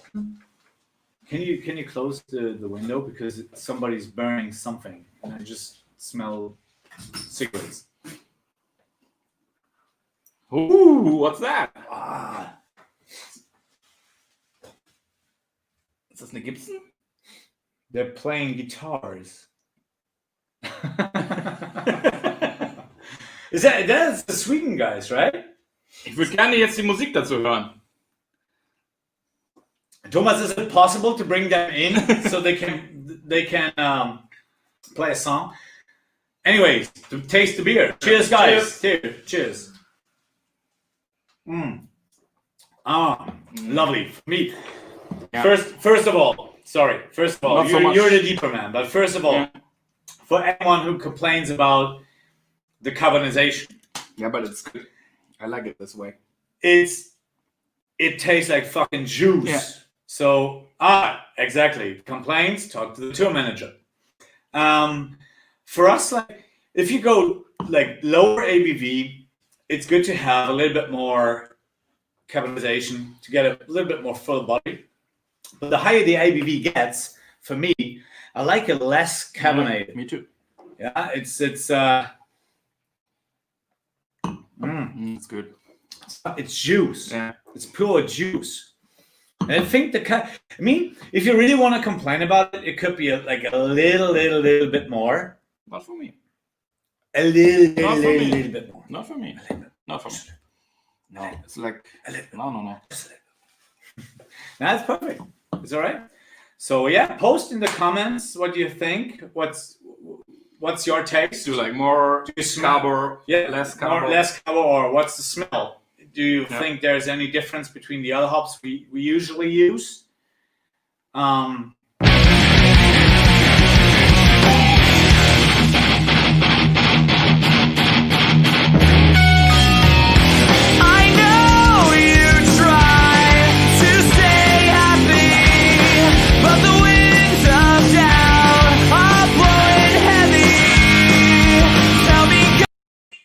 Yeah, so that's where the name Doom Boy came from. One of my favorite bands at the moment, it's the Dirty Nil. Super nice band, like combining the old punk rock stuff with new metal stuff, and pretty nice. And they just released like a couple of weeks ago. Where are they from? I think it's Canada. And they released a new song called Doom Boy. And that song is like, it's like kind of a childhood song, like cruising around in your mom's car, listening to Slayer and all that metal shit, and combining with the punk rock tunes I like. So I was in for a beer named Doom Boy. That's why we named it Doom Boy. As simple as that. For anybody asking where we got our names from. So, also, daher kommen die Namen. Ja. Video, ich, geile Band. Doom Boy, Motorradfahren, er und Slayer. Wenn euch das nicht gefällt, könnt ihr die Polizei rufen, das ist überhaupt kein Problem, aber ihr müsst euch immer vorhalten, wir rufen Slayer an. Und dann seid ihr im Arsch. Und Complaints, talk to the tour manager. Again. Ja. Okay, Thomas, wie sieht's aus? Haben wir, Zwei, drei Fragen kann ich raushauen. Also erstmal eine Sache, die mich freuen wird, denn es haben mehrere Leute gefragt, ob das Poster im Hintergrund auch in einen Merch-Shop aufgenommen werden kann. Kann, muss aber nicht. Wird teuer, wenn du ihn fragst. Wird unfassbar teuer. Ich sag mal, ab dem Huni könnt ihr das ja ins nächste Paket reinpacken, ne? Dann freuen sich die Leute auch. Dann knicke ich das aber ein paar Mal und stopfe das da rein, um die Gläser zu schonen. Nein, machen wir beim nächsten Mal.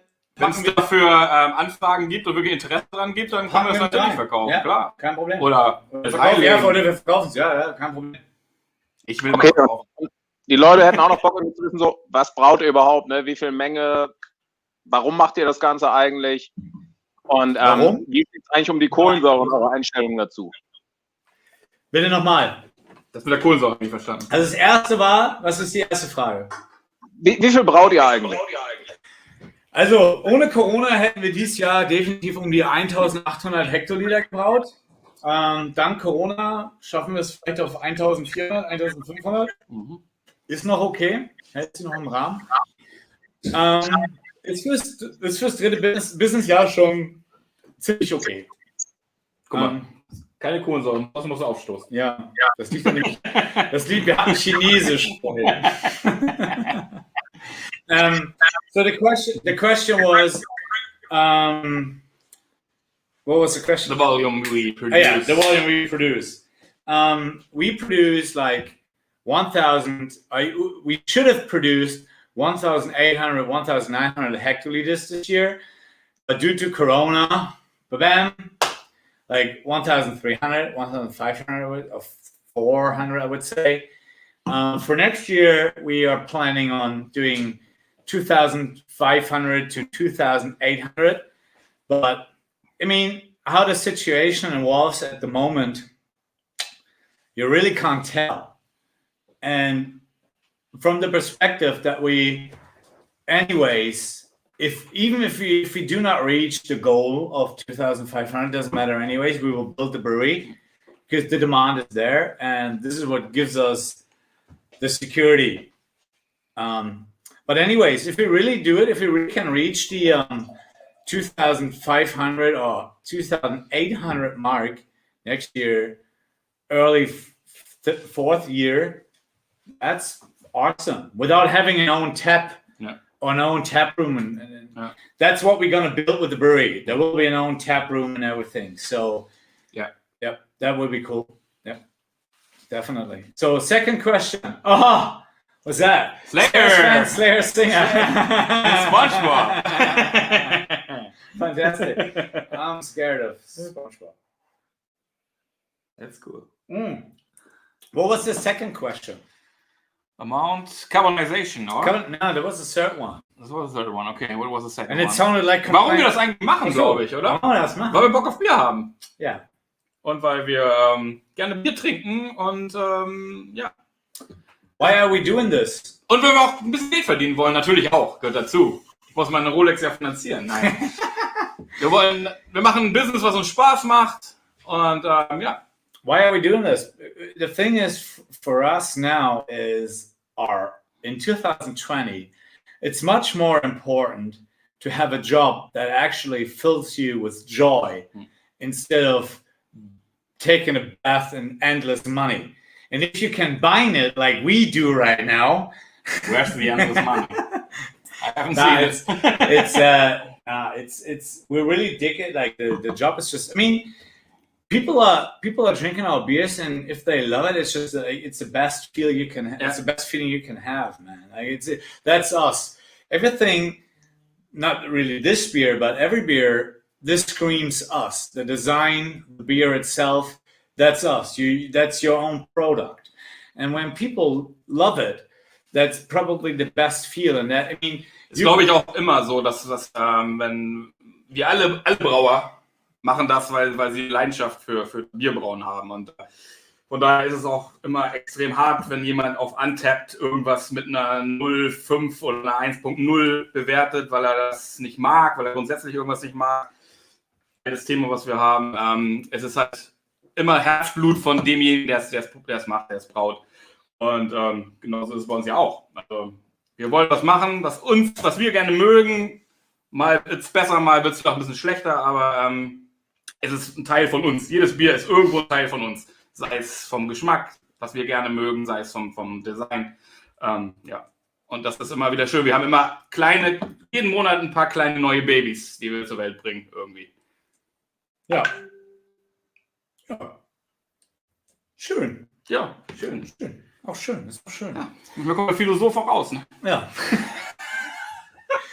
So, wir haben jetzt einen, den wir dazuschalten wollen gleich, weil wir wollen noch einen kleinen bekannt machen. Ist so Quatsch. Für das nächste Release.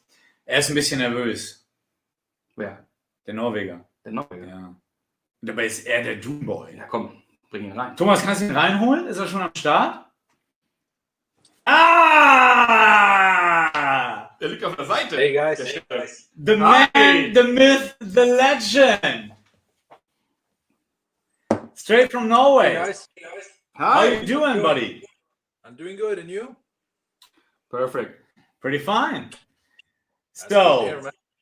tell the people who you are. Well, okay. I'm Espen. I'm a really dedicated homebrewer from Norway, and yeah, I don't know, just been kind of like a social media whore the last 4 years, and shared everything I did, and apparently people love it. So yeah. From which part of Norway? Sorry? Which part of Norway you are I coming live from? about 30 minutes north of Oslo. Oh, a place so called south. Eidsvoll. Nice. So, I'll explain it in German very quick, right? This guy, in German, this guy. So, der Typ ist, als wir angefangen haben, zu Heimbrauen, wenn man so möchte, war Westhum schon längst unterwegs mit der ganzen Nummer. Und ich glaube, ich kenne niemanden auf Instagram, der als Heimbrauer mehr Follower hat als Westhum. Ich kenne keinen. Und ich hänge da jeden Tag stundenlang auf dem Scheißhaus auf dem Scheiß. Ich bin nicht so oft auf Insta. Ja, ich schon. So, und Westhum ist, der hat das Heimbrauen tatsächlich revolutioniert für Heimbrauer. Also, was man so hört, du kannst die Biere teilweise auch bei Untappd einchecken und die Biere sind höher bewertet als bei den meisten Brauereien tatsächlich. Also, das ist irre. Jetzt ist die Frage, wie kommen wir zu dem Typen? So the question is right now, how are we connected right now? So the thing is, this guy is usually brewing a leftover IPA in December, right? Yeah. So you're brewing a beer with your leftover hops, leftover malts for the holidays. Yeah, it's kind of like became a tradition 4 years ago to do this kind of leftover Christmas hop juice thing. And I was kind of like, what's the perfect name for it? And of course, I love the Christmas Vacation movie. So of course, in German, it's called the Schöne Bescherung mit Chevy Chase. Yeah. Chevy Chase. So, and we were like back like a couple of weeks ago. We were like in our office, and we were discussing, because of the lockdown, we obviously had to scale down the production, right? So we were thinking about, what are we doing for December? Like, what kind of beers? I mean, IPAs, of course, but how do we name them? What will be the designs for Christmas and stuff? So we will think about sort of stuff, and for me, my favorite Christmas movie is Home Alone. Like, forever. That's the best. 1 and 2. Like, and his favorite Christmas movie is actually, I don't know the English name, but what's the English name of the Chevy Chase movie?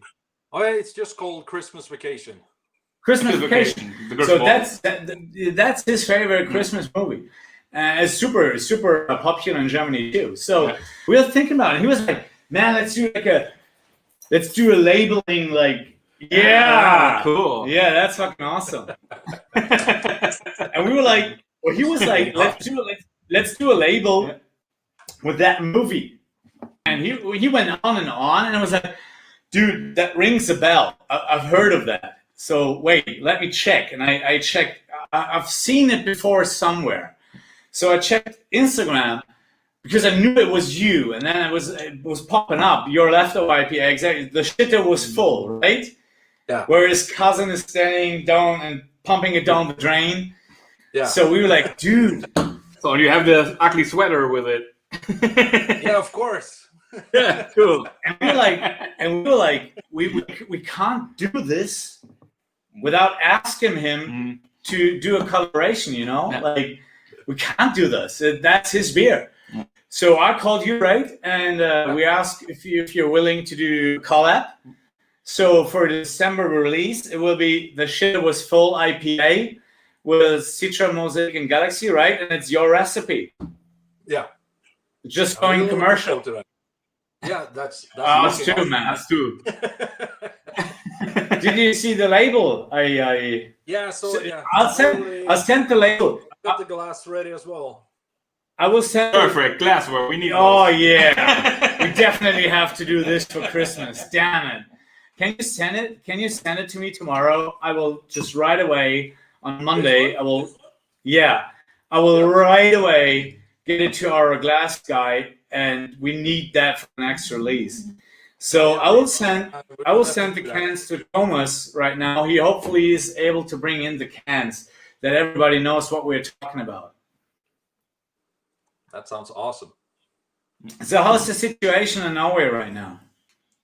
Well, I think it's pretty much the same thing as down there. It's gonna like being really ups and downs. So yeah, about a month ago, stuff was really doing good, but of course, people are starting to act stupid, getting more reckless, and now we are total lockdown again. So yeah, most of the pubs and everything in Oslo, everything is just closed down, and yeah, really sucks.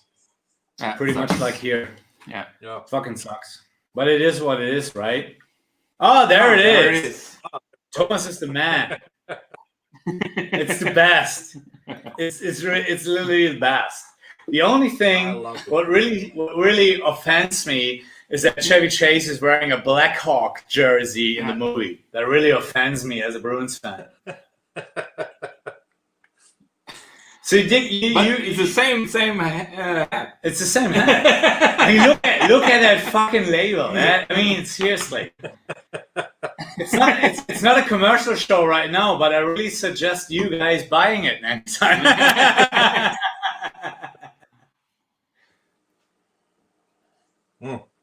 Great. Yeah, I love it. That's awesome. Dazu. Okay, Thomas, you can take it away now. Enough sneak preview. Enough sneak. Yeah, exactly. So you got married last week, right? Sorry? Yeah, I got married. Yeah, congratulations, buddy. All Cheers the best. Cheers, man. Yeah, man. Seriously, I'm really looking forward for that beer. Yeah, like, seriously. Yeah, hopefully we can meet in person someday. Really curious about how that turns out. So I really hope you guys can send some to Norway. We will send you a case, man. 100%. The thing is, and the distributor, of course, too. If everything, I mean, I'm not sure if Tom is watching, but if Tom is watching from DGB, it's planned. He actually confirmed that he will pick it up in December, so it will go it will go on your Wienermopolet. Yeah. The Monopol in Norway. Für die Deutschen in Skandinavien gibt es ein Monopol für Alkohol. Das heißt, in Schweden oder Norwegen gibt es extra staatliche Einrichtungen, wo du Alkohol kaufen kannst. Ja. Und in Norwegen heißt es Wienermopolet. Und das Bier, so the beer will, like from what I know right now, our beer will be released January the 4th in Norway on Wienermopolet. Better late than ever. Who cares? I mean, seriously, that beer, anyways, that will sell. I'm 100% sure. I mean, for us, it's like super cool because we come from the homebrew scene, and you're from the homebrew scene, so that's super cool in some kind of way to connect each other. Even though we've gone pro now. But it's like super cool paying tribute to all the guys who are still like home brewing because that's where it all started, even in America, you know. Yeah, exactly. Yeah, one of all the best kind of like it has to start somewhere. So of course, home brewing. Yeah. Yeah. And I like your logo. And I got a piss. What is it? A skull of a predator or? Sorry? Your logo. What's it? It's a skull from a predator. No, your logo. We have it in your live with your that logo. Yeah. From your brewing. Oh yeah, company. It's a beer skull. Ah, okay. So yeah, it's kind of like the idea about the logo because in Norwegian, mine first name means either God or beer. So, okay. So it's kind of like both things. So it's you got the beer skull, and then you also got a triangle pointing down because instead of pointing up, because I'm my own God. So so that's kind of like the idea behind my logo. That's cool. Really cool. Thanks, man. And how long are you brewing already? I'm almost 6 years now. 6 years now. Yeah. Yeah. So a lot of happened the last years. I can imagine. It's been crazy. Yeah. And my God, I spent way too much money on this, but it's a passion, you know. So. Yeah.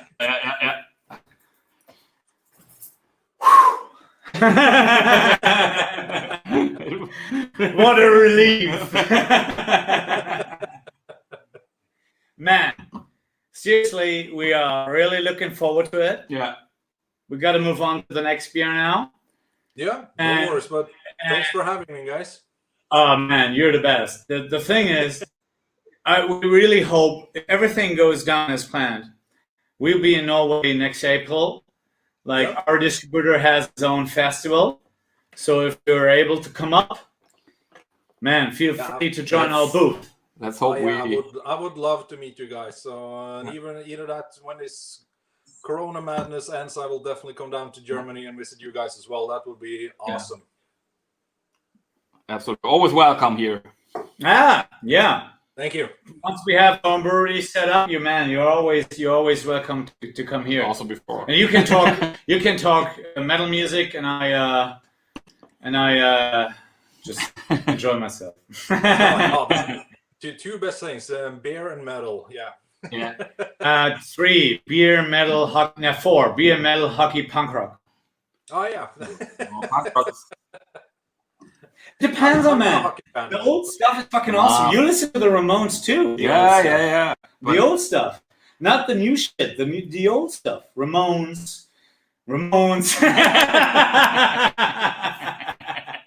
And don't forget Ramones. And the Ramones. Dude, thank you so much. Yeah. And we all 3 of us really looking forward to that collab. Yeah.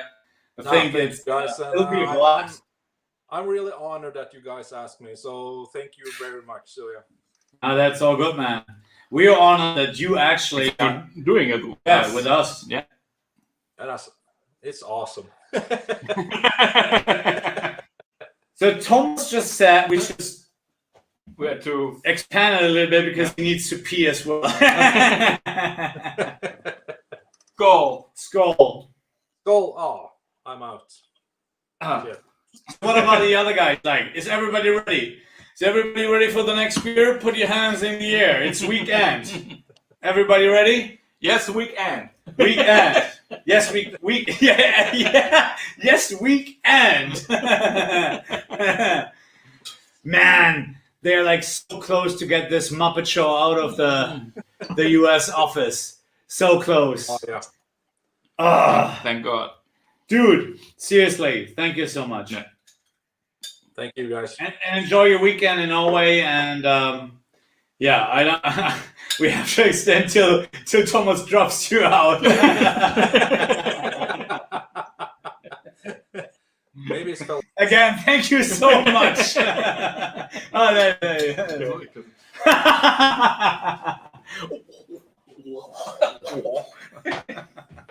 Okay. So, ich trinke das mal aus und dann sind wir auch schon beim nächsten Bier. Also, guck mal, das kriegt er gar nicht mit, der Vogel. Ich schenke jetzt ein bisschen Wasser ein. You guys put your hands up in the air and you are ready. So, das ist das Geilste. Ich wusste, dass das passiert an irgendeinem Punkt. Deswegen habe ich vorgesorgt. Deswegen habe ich vorgesorgt. Ich wollte ja einfach nur, dass der alte Mann nicht zu schnell trinkt. Ja? So. Jetzt sehe ich natürlich selber ziemlich scheiße bei der ganzen Nummer aus. Aber egal. Thomas, wie sieht's aus? Sind wir im Zeitplan? Kannst dich noch mal gerne reinschalten. Nein, sind wir nicht.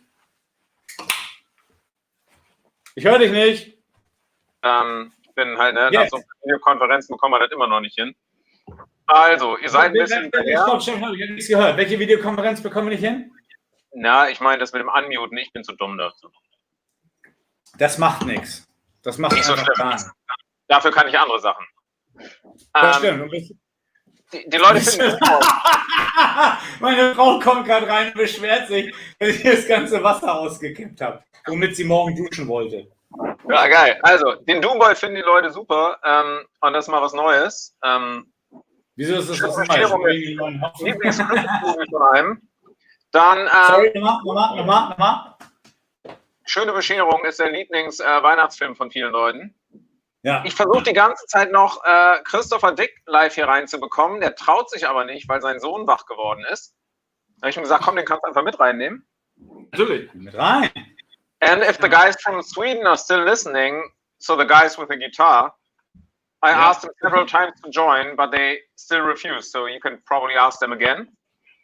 And then there's a question. So someone asked, oder jemand fragt, Double Dry Hopped und DDH IPA. Ist da eigentlich ein Unterschied? Ihr schreibt mal das eine, mal das andere auf die Dose. Und viele Leute sagen, ey, das ist total geil, was ihr da macht, aber könnt ihr nicht einfach die Fresse halten und nur das Bier trinken? Genau, mein das war's eigentlich. Also macht einfach weiter. Weißt du, was geil wäre?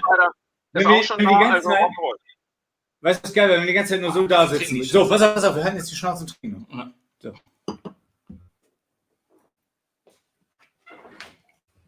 Hab ich eingegossen? Soll ich die Schnauze halten? Hast du schon das? Nein! Ich habe erstmal das ganze Zeug hier ausgekippt. Das ist das Allergeilste. Ich habe so hingeguckt, wollte es locker einkippen und habe alles verteilt. Der verträgt doch nichts mehr. Das ist ein alter Mann geworden. Ninja, Junge. Ninja. Ja, dann musst du wie ein Brauer aussehen wie ich. Okay, nächstes Bier. Ich ex das kurz. Ex das mal kurz. Wir haben ja auch noch einen Live-Gast gleich, ne? Ja, der auch schon mal kurz da war, ne? Der war vorhin schon mal kurz da, weil er das mit der Uhrzeit nicht abgerafft hat. Aber das kriegen wir hin. Trink. Keiner kann wie ich Wasser runter. Also, krass. Okay, so, bevor es jetzt hier ruhig wird, nächstes Bier. Rick O'Neill. The Wolfman ate my homework. Zum zweiten Mal. Drittes Mal. Drittes Mal schon? Mhm. Haben wir das in der Flasche gehabt? Nee, zweimal in Dose gehabt. Zweimal 0,33. Das wusste ich nicht. Also habe ich aber nicht mal da. Immer eigentlich mit das beste Bier, was wir gemacht haben, laut Untapped. Sehr beliebt bei meinen... Pizza war better. Ja, aber das haben... Ja, gut, aber das ist ein Triple, ne? Das ist ja kein Triple hier. Gehört zu unserer alten New England Double IPA technisch das höchste. Monsters of New England Serie, mit der wir ja eigentlich so angefangen haben, unseren Namen ein bisschen aufzubauen, mit dem Zombie am Anfang und dieser ganzen Geschichte. Du meinst, als wir kapiert haben, dass es auf Double IPAs hinausläuft? Ja, genau. Ja. Auf jeden Fall habe ich in meinem privaten Umfeld viele, die das als ihr Lieblingsbier bezeichnen und deshalb haben wir auch gesagt, wir müssen es auf jeden Fall dieses Jahr nochmal bringen in der großen Dose. Und ja, hier ist es. Ja, Chef. Chefchen. Ich gebe mir mal zuerst an. Ich habe gesagt Chefchen. Monster of New England. For the other countries. Und das ist eine Mosaikbombe. The Wolfman ate my homework. We first time we've ever brewed it was like 2 years ago, right? Yeah, and we did it. It's not the third time we've ever brewed it. And it's basically our favorite hop combo. It's a mosaic. You don't have to watch it. Look. No, I just know it. Looking how it's often we mosaic BBC. Vic Secret and Galaxy. It's basically within Sudden Death that our main or our favorite hop combo, right? I don't like Galaxy so much, but in this combo, I like it. I like Galaxy, but I know what you know. I exactly know what you mean, but that combo is fucking insane. So have a sniff, guys. Super dank. Super dank. That's the first thing comes into my mind is dankness. Wenn du denkst, dass du denkst, denkst du, dass du denkst. Sebastian Sauer. Ja. 1998. Oh, Doom Boy. Guck mal, Thomas ist wieder da vom Pissen. Macht ein Foto rein. Doom Boy ist ein geiles Bier. Gutes alte Glas noch. Ja. Also das erste Kernglas. Sehr cool. Where's the name coming from? The Wolfman ate my homework. I was on a festival in Freiburg, and can they hear me now? If they're reloading, I don't know. So I was on a festival in Freiburg, and there was a guy showing up to our booth, having a shirt on with like a Wolfman type of guy, like Teen Wolf, having like a girl thrown over his shoulder, and the slogan was "The Wolfman ate my homework," and I was like, dude, that's a fucking great name for a beer. And he was like, nah, you don't do this stuff. And I'm like, yeah, I will use that one day. And we did it. So, and it's until now, until today, that's my favorite name, the Wolfman. I mean, that's the perfect excuse. Being in school, Wolfman ate my homework. I mean, what's your teacher gonna say? There is no Wolfman existing. Fuck you, teacher. There are plenty of Wolfmans out there. So, ja, also ich war irgendwann mal auf einem Festival in Freiburg und da kam ein Typ, der hat ein T-Shirt angehabt, The Wolfman ate my homework. Und ich meine, hallo, gibt es einen geileren Namen für ein Bier als The Wolfman ate my homework? Ich meine, wir haben alle die Probleme in der Schule gehabt, dass wir uns irgendwelche Ausreden einfallen lassen mussten, weil wir keine Hausaufgaben hatten. Also, das ist Bier. Hast du schon getrunken? Nee. Ich bin ja nicht unpolite. Es ist. Cheers, guys. Es ist.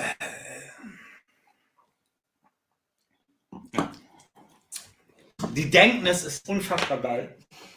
Und dann hat es trotzdem Passion Fruit, Gras, also richtig hier Marihuana. Mango auch wieder. Mango, aber trotzdem diese Marihuana Passion Fruit, diese Kombi ist so unfassbar unschlagbar. Und es ist so anders wie alle anderen Biere, die wir haben.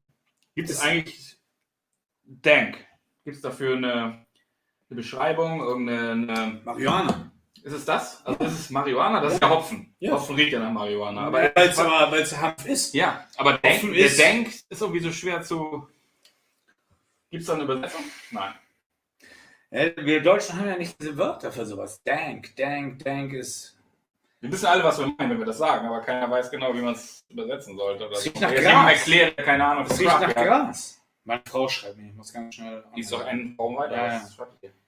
Wir sollten mir Fragen beantworten. Thomas, wir sollten mir Fragen beantworten. Regierung hat gesprochen. So. Jo. Also, ich habe es eben schon mal gestellt, es ist untergegangen. Ihr schreibt manchmal DDH IPA und manchmal Double Dry Hop IPA auf die Dose. Ist das Gleiche? Erklärt vielleicht einfach nur zu faul gewesen, das komplett auszuschreiben oder Platzgründe auf der Dose. Oder ein Fehler. Wir haben einfach den Korrekturabzug nicht richtig geguckt. Kommt übrigens öfter mal vor. Es ist das Gleiche.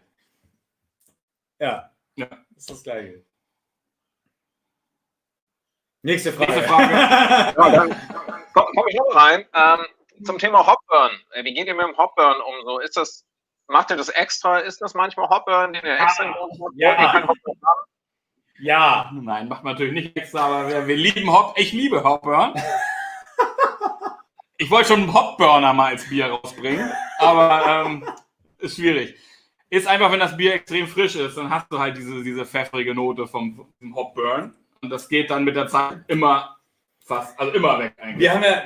Unser Ding ist halt, wir exportieren halt ziemlich viel. Ja. Und das Ding ist, bis es in den Ländern ist, dauert 2-3 Wochen. Das heißt, wir füllen es meistens relativ früh ab, um es einfach möglichst super frisch in den anderen Ländern auch zu haben. Und dann kann es natürlich manchmal sein, dass man in Deutschland immer noch auf einem Pellet rumkaut. Wir mögen das. Wie gesagt, wenn es damit Probleme gibt, tu Mensch. Ja. Okay, next question. Or shall I repeat it in English? Hot burn, we like it. That's a short version. Nah, the thing is, ich habe eine Frage. Sorry? Gibt es noch ein alkoholfreies Bier? Kommt da was? Nein. Weiter, nächste Frage. Was ist das für eine Frage? Ansonsten sind wir erstmal ganz gut, aber hey, Leute. Q&A kommt jetzt später. Q&A kommt jetzt später. Wenn ihr wollt, ich schicke euch auch gerne einen Link, dass ihr euch dazuschalten könnt. Du, Q&A machen wir nachher noch. Wir machen jetzt hier, ist Dings online? US? Der Tyler ist schon da, genau, aber ihr solltet mal unten den Banner lesen, also wir haben echt Probleme gerade. Starts new job at Donald Trump office. Tour Manager. Ach du Scheiße. Too many people complain.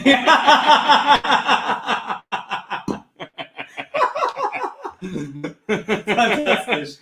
Okay, so we need a new one. Das Ding noch, ihr sollt Hopburn bitte mal beschreiben. Also stellt euch vor, das wäre eure Frau und beschreibt das ganze Thema. Oha. Julia! Bringen Sie vor die Kamera. Stellt euch vor, das wäre eure Frau. Ich will jetzt nichts Falsches sagen. Wie beschreibt man denn Hopburn? Ja, keine Frau. Ich habe doch pfeffrig gesagt. Ich find's frisch. Pfeffrig. Frisch. Pfeffrig, frisch. Pfeffrig. Spicy. Komm, da kommt eine Frau hier. Komm mal her. Komm mal. Nee. Schminken. Nein, doch, aber. Ja. Ja. Ist einfach der frische Hopfen, der so dermaßen pfeffrig ist. Burnt. Ich kann ihn nur pfeffrig bezweifeln. Ja, pfeffrig ist richtig gewollt. Ist natürlich nicht wirklich gewollt, aber bei den Mengen, die wir natürlich auch reinknallen, manchmal lässt sich es nicht vermeiden. Es kommt immer ein bisschen darauf an, wie der Alphasäure in der Hopfen hat. Je höher die Alphasäure, desto grenzwertig ist es manchmal. Aber wie gesagt, also wir haben Bier aus den USA getrunken, die halt, Junge, da fliegt dir der Kehlkopf weg, aber du stehst dann und denkst dir nur, wow, wie geil, weil das Ding ist aus der US. Macht es ein Deutscher, ist es dann wieder, hoppe. So, und da muss man immer ein bisschen differenzieren. Also, je frischer ein Bier ist, desto geiler ist es.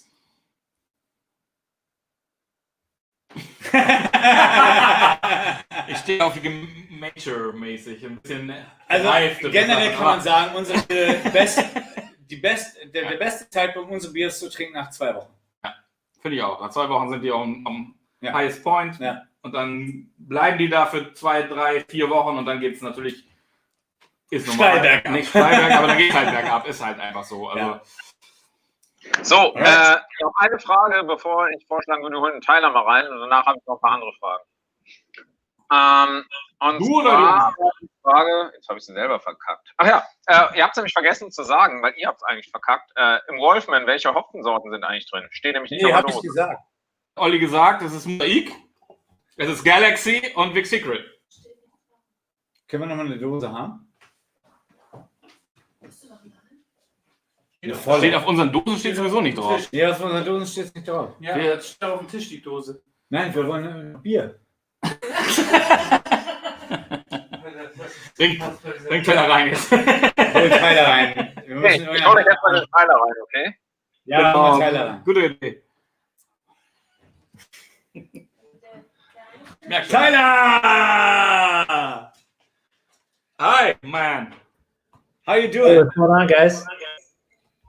So for everybody else, this is Tyler from Lamplighter Brewing out of Cambridge, Boston. Yes, sir. Woo! I got my beans hat on for you too. Oh yeah! we did a collab last year So, which was like a huge fucking honor for us. Yeah. Like doing a collab with the Boston-based brewery. Yeah, it was a lot of fun. But the only collab I haven't tried. Yeah, I've been fiercely slacking on my shipping skills. But you said you usually like your brewery for Germans. It's impossible to to wrap his head around. It's the thing that you guys doing like 5,000 hecks a year, right? And you selling it like 20 Ks within your own brewery. Yeah, we did a U.S. barrel. I'm not too sure what the conversion is between hex. I think like 24 hectoliters is 20 U.S. barrels or something like that. Maybe like 4,500 hex. So 4,500 Hektoliter im Jahr. Und die verkaufen es 20 Meilen, also 25, 26 Kilometer. Just around your... Rund der Brauerei. Also die senden nicht wie wir, die ins Ausland verschiffen, nur 25 Kilometer Radius die Brauerei. Yeah. That's fucking awesome. Yeah. Yeah. But that's the difference between the US and Germany. Or Europe. I think you see that a lot in the U.S. too. That kind of, people really like getting fresh beer from their local pub, and so whether that's a pub or a brewery, people just walk down the street and grab the beer from whatever brewery is closest or whatever their favorite brewery in the area is. So the regionality of breweries is, getting smaller and smaller and more local. So it allows for more breweries to pop up and do more business just all within their general area. Yeah. But nice. And how's the situation? What's that? In Boston? How's the situation with Corona, COVID, in your part of the world? In the Northeast and the New England region, it's okay. It's spiking back up again as the weather gets cooler and everyone's more inside. So our state, Massachusetts, has issued not a lockdown, but what do you call it? Curfew. So you can't be out unless you're going to work after 9 or 10 p.m. at night. But no, other more conservative areas of the country are really getting pretty bad because people refuse to kind of believe it's an actual issue. So yeah, the U.S. is a crazy place. So your pub is open.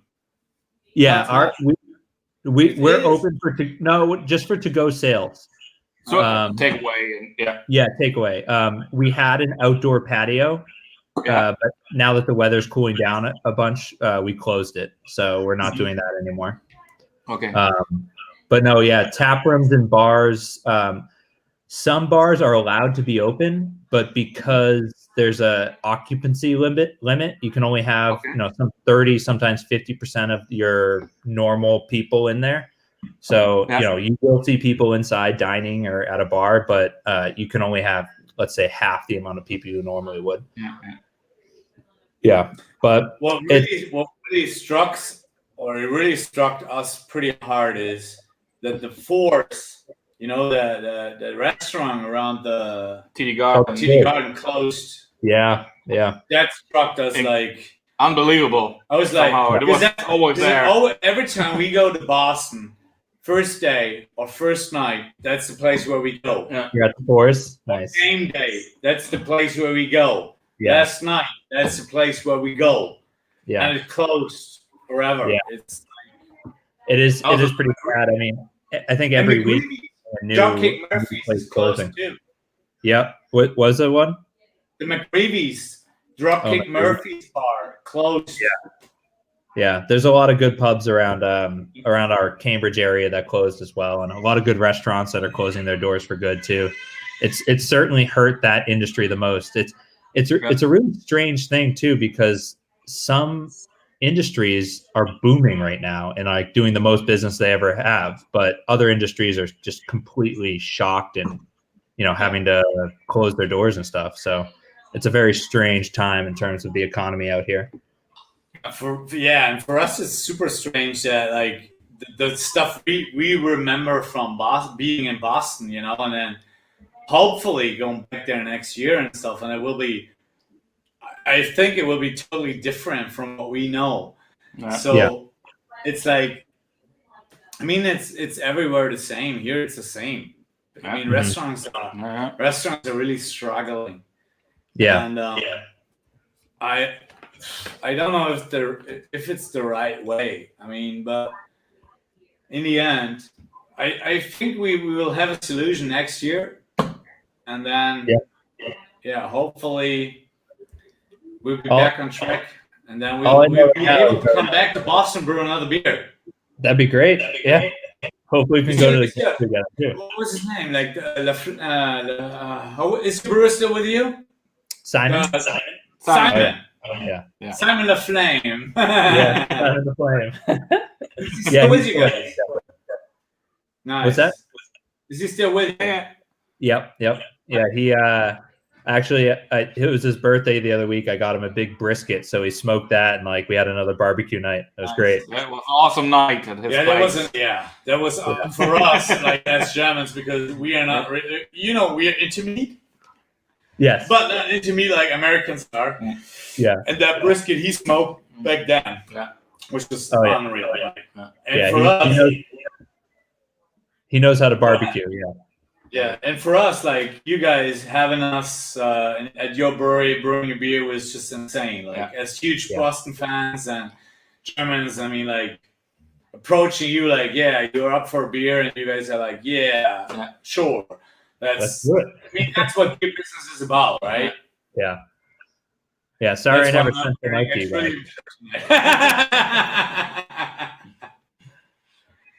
Yeah. Oh man.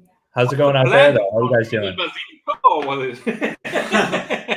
What's that plant in front of you? It's like next to me. Nice. Well, what are you drinking?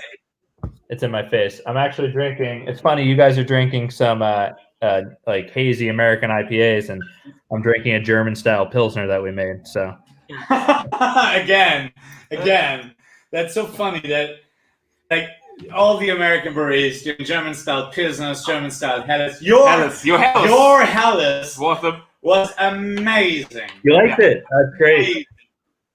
Really amazing. Thank you. I appreciate that. And for us Germans, we're like, hazy IPAs is doing the deal, you know, like. Yeah. No, it was very funny.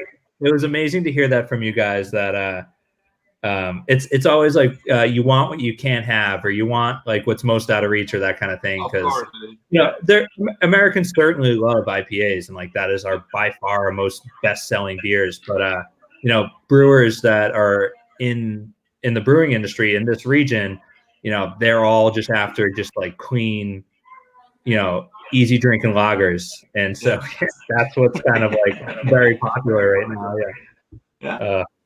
All the Germans are after New England IPAs, and all the New Englanders are after German lagers. Yeah, that's how it is. Yeah, why not? Man, thanks for joining us. Absolutely, thank you for having me. I appreciate it. Man, we really hope we'll be able to come over next year. Yeah, that'd be wonderful. We can hopefully they'll be letting people in the garden again, and get some tickets. But if we are, we'll brew a beer. Yeah, at the very least, we'll make a beer again. Yeah. That the one we made ended up it came out pretty well. So I'm sorry I didn't send.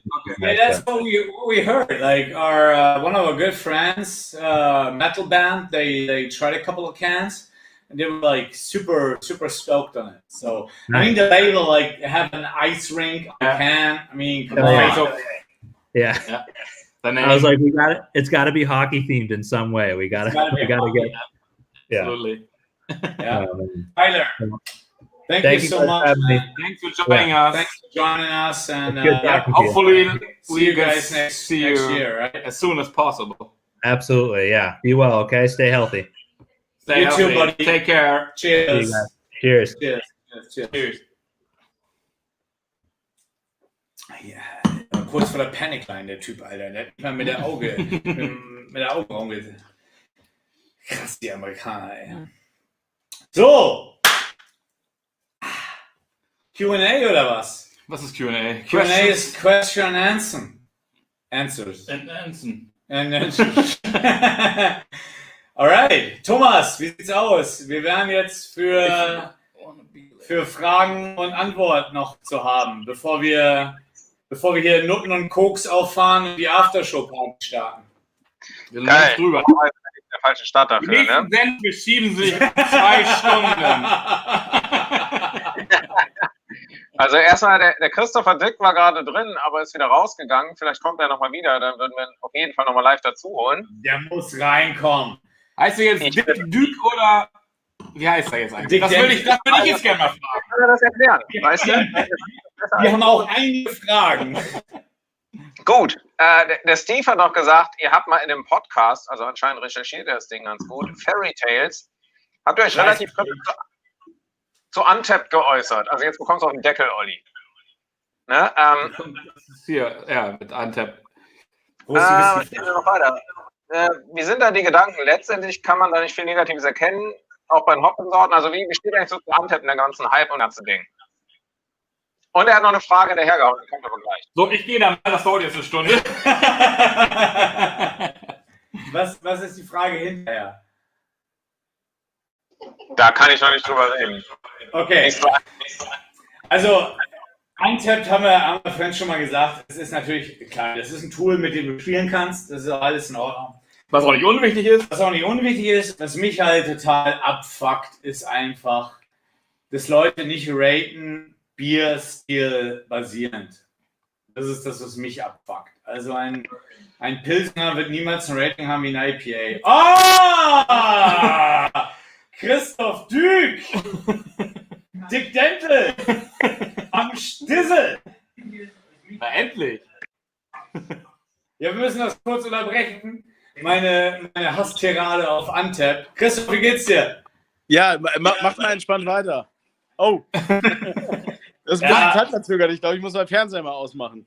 Ja, das ist ganz gut, wenn du den Fernseher ausmachst. Das ist locker 10, 15 Warte, dann mache ich so, dass ich die geilen Shirts im Hintergrund habe.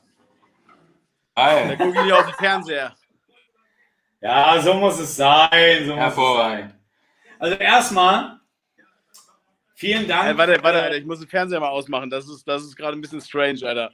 Rechts läuft so 3 Minuten später. Jetzt bist du ganz weg. Er hat gesagt 3 Minuten. Ja, so muss es sein. Ja, So, warte. Jetzt sind wir weg.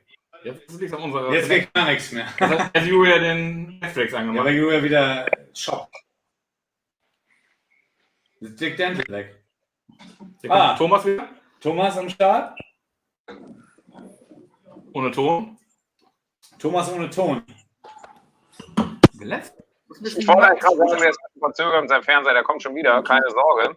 Ja. Aber Thomas, du arbeitest ja eigentlich bei Douglas, ne? Ja. Du musst immer ein bisschen Mattpulver aufstören. Ein bisschen. Entschuldigung, du, ich habe heute... Sind wir einfach zu heiß? Aber euch beiden haben... Der dich schwitzen lässt. Alter, scheiße, ich glaube, jetzt bin ich live, oder? Du bist die ganze Zeit live. Sorry. Der Fernseher lief und irgendwie ist das alles ein bisschen verzögert gewesen. Ja. So, jetzt aber. Perfekt. Ja, mega Tasting, Jungs. Geiler geht's nicht. Sehr schön. Vielen Dank. Ihr seid 6, habe ich gehört, oder 5 oder was? Jetzt ist es weg. Wieder weg. Hallo? Was ist denn los? Wir hören, aber wir sehen dich nicht mehr. Ja, wir hören noch nicht mehr. Ihr seht mich nicht mehr? Ja, es ist ein bisschen. Deine Verbindung ist nicht so geil. Echt? Meine Verbindung ist nicht so geil? Das gibt's doch gar nicht. Der unsere, ich weiß es nicht. Ist besser? Wie geht's dir? Cool. Hallo? Ja, hallo? Wir hören dich. So jetzt. Ja, Jungs, also nochmal, mega Tasting, echt der absolute Knaller. Ich hoffe, es gibt sowas öfters von euch, nicht nur mit so fetten Bundles, wie es jetzt gab. Ja, wird es nie wieder geben. Ihr wisst, wir sind mega gehypt. Also ich habe ja 6 Jungs im Petto, die haben alle irgendwie was Besseres vor, warum auch immer heute. Der eine ist bei der Schwiegermutter, der andere hat eine neue Freundin und weiß der Geier. Absolut geiles Tasting und die Biere sind echt ultra fett. Also ich habe hier den Wolfman noch. Ja, wir auch. Wolfman, die absolute 5.0 bei mir. Anderen Biere auch absolut outstanding. Also ich hoffe, ihr macht genauso weiter und nächstes Jahr mit eurer eigenen Brauerei wird geil. Da musst du auch rumkommen. Auf jeden Fall. Da musst du auf jeden Fall uns besuchen. Nicht nur besuchen, da musst du auf jeden Fall mitfeiern. Na klar, das ist ein Katzensprung von mir. Ich bin ja hier fast im Norden, ne? Ja, siehst du. Ja. Also und einmal eine Frage. Dick Dental ist ja immer so unser. Ne, was machst du? Bist du Zahnarzt? Machst du Zahn? Dick Dental ist natürlich geil. Das muss ich Zahntechnik oder etablieren, ey. Dick Dental habe ich noch nie gehört. Nein, mein Name ist eigentlich Dück. Dück, okay. Ich bin Zahntechnikermeister und ich habe ein Dentallabor mit 40 Mitarbeitern.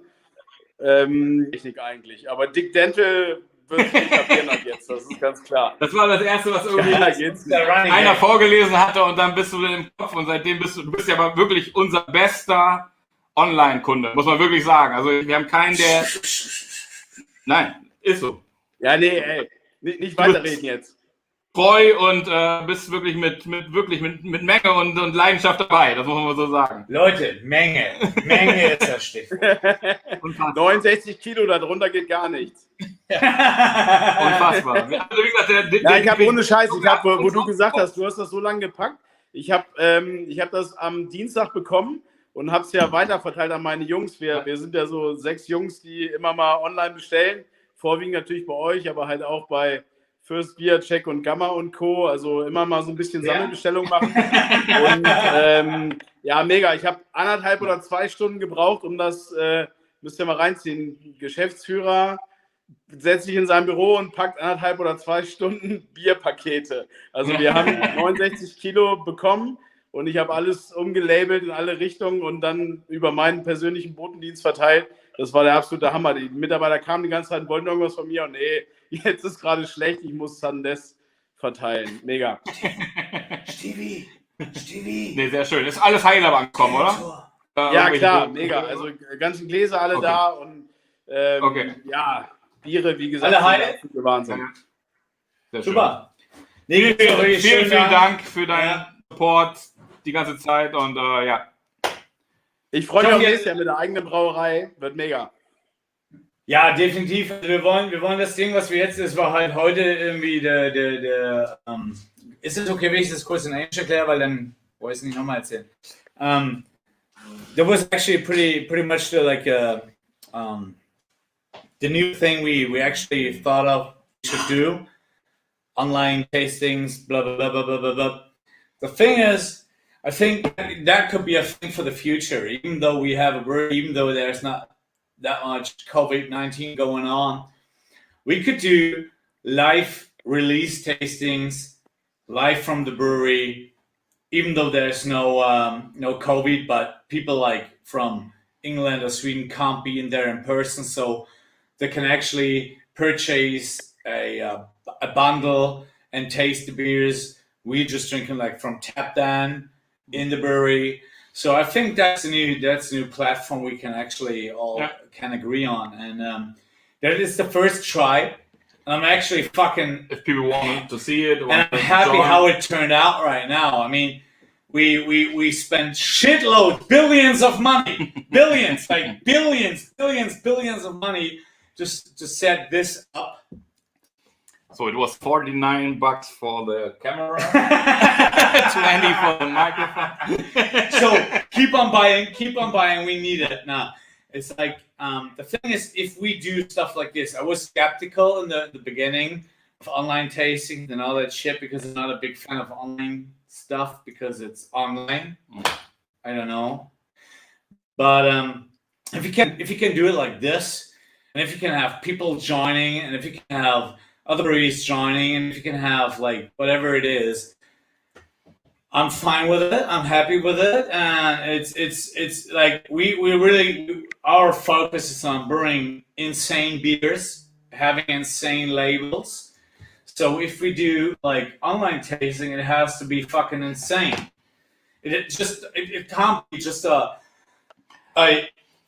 that's me on Instagram filming myself and answering questions. It has to be like more. It has to be like a TV show. So we hopefully built something up that people enjoyed on a Saturday night. Mit einem Satz, hoffentlich hat es euch gefallen. Schreibt einfach, ob wir so weitermachen sollen, ob wir es einfach lassen. Weil wir würden das tatsächlich wirklich als dauerhaftes Release-Tasting anbieten und später halt auch live aus der Brauerei mit Live-Ausschank und allem Pipapo. Also nicht aus meinem privaten Dattelzimmer. Was ganz gemütlich ist. Das ist geil. Ich komme nochmal dazu. Oh, Thomas! Ja, irgendwer muss ja, also ich meine, Timekeeper ist abgelaufen, ne? Also es gibt hier kein Sudden Death wie beim Eishockey, wir sind eine Stunde drüber oder so, aber keine Ahnung. Ja. Ricky zahlt die ganze Es war aber auch Party. ein hartes Programm, Alter. Ich hab alles mitgemacht, aber wenn du nicht zu zweit trinkst, ist es schon, ja, ist schon hart. Du, wenn du die 4 Dosen weg hast, ja, aber dann hast du was gemacht. Aber das Ding ist doch das. Wenn du Easy Drinking Tasting willst, gehst du auf die anderen Kanäle. Wenn du Rock'n'Roll all night long willst, kommst du zu Sudden Death. Dass wir bei uns. Ja, ich habe ja noch hier die ganze Bone Series habe ich noch hier. Also von mir aus kann es weitergehen. Ja, geht los. Geil. Okay. Super. Wir sollten noch einmal die Untapped-Geschichte. Du darfst noch mal ein bisschen rumhaten, Olli. Einmal klären, sofern es der anderen gegenüber. Ja. Nochmal rumhaten?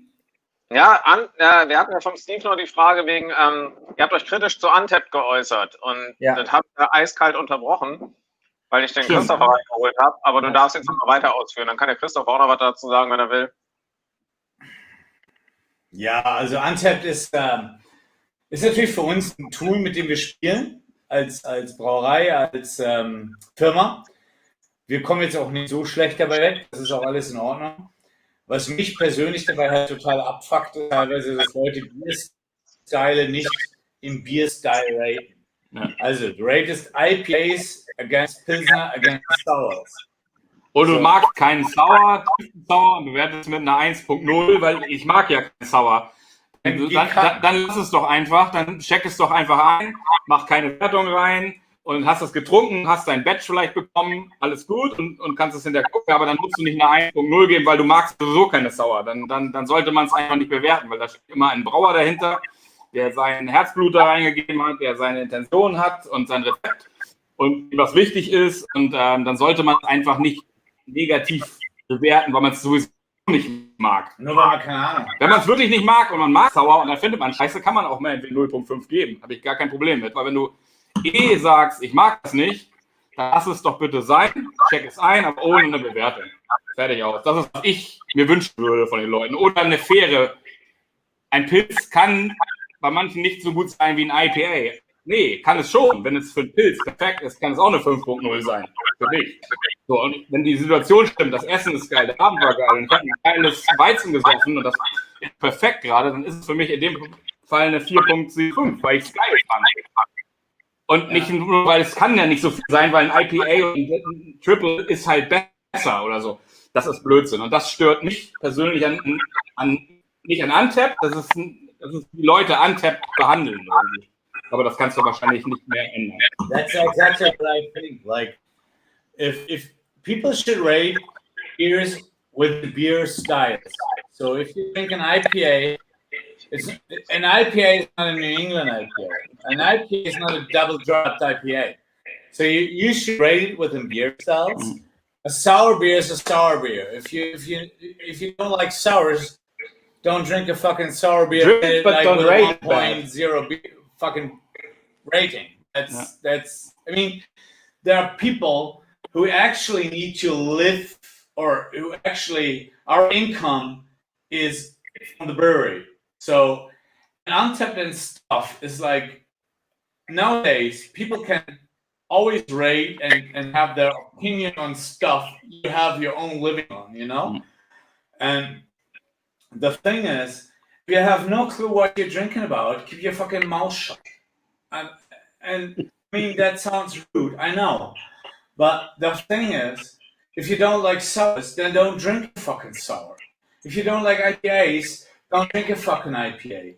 If you don't... You can drink it, but don't rate it. Yeah, or don't rate it. But if you hate Pilsner, I mean, why do you drink a Pilsner and then rate a Pilsner with 1 point nothing and say, I don't like fucking Pilsner? That's like, I mean, that goes all on our ratings, and we're living from that. And you know, this fucking ridiculous. Sonst ist Untappd auf jeden Fall eine wichtige Geschichte. Und, I'm not going into a fucking restaurant where in a restaurant where they say, we offer sushi. And I hate fucking sushi.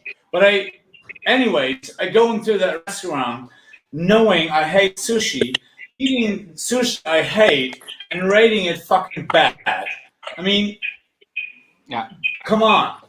That's fucking... Es ist wieder was sozial-medienmäßiges, wo du anonym bist und Leuten irgendwas, auch deine Meinung natürlich äußern kannst, den Leuten auch wehtun kannst, ohne Problem. Das ist immer das Negative an der Geschichte. Aber insgesamt ist Untappd wirklich wichtig für uns. Na klar, im Durchschnitt zeigt es, ob du ein gutes Bier gemacht hast oder nicht.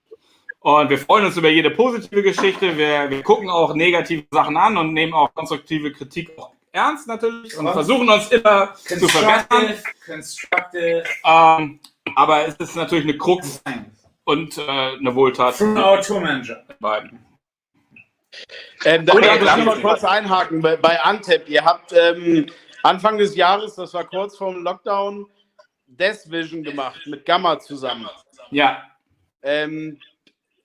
Nach wie vor das beste Bier, was ich jemals getrunken habe. Gibt es irgendwie in der Richtung irgendwann mal bitte nochmal genau das Gleiche oder was Ähnliches? Weil ich hab damit so viele Leute angefixt. Wir haben eine Gruppe von Craft Beer Guys, nennen wir uns. Davon haben einige das getrunken. Und also, ich weiß nicht, ich habe danach ein bisschen bei Gamma mir mal selber was bestellt und es kam nie wieder genau der gleiche geile Scheiß. Also, sowas Geiles habe ich echt noch nie getrunken. Ich habe 5 oder 6 Stück geholt.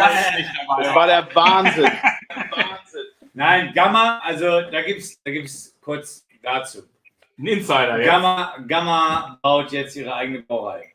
Die werden Februar 21 live. Die haben bis heute noch bei Dry and Bitter gebraut. Die werden Februar 21 live gehen und wir werden einige Collabs noch mit denen machen, so wie steht drin. Und es wird noch anderen Scheiß geben, die wir jetzt noch nicht preisgeben können.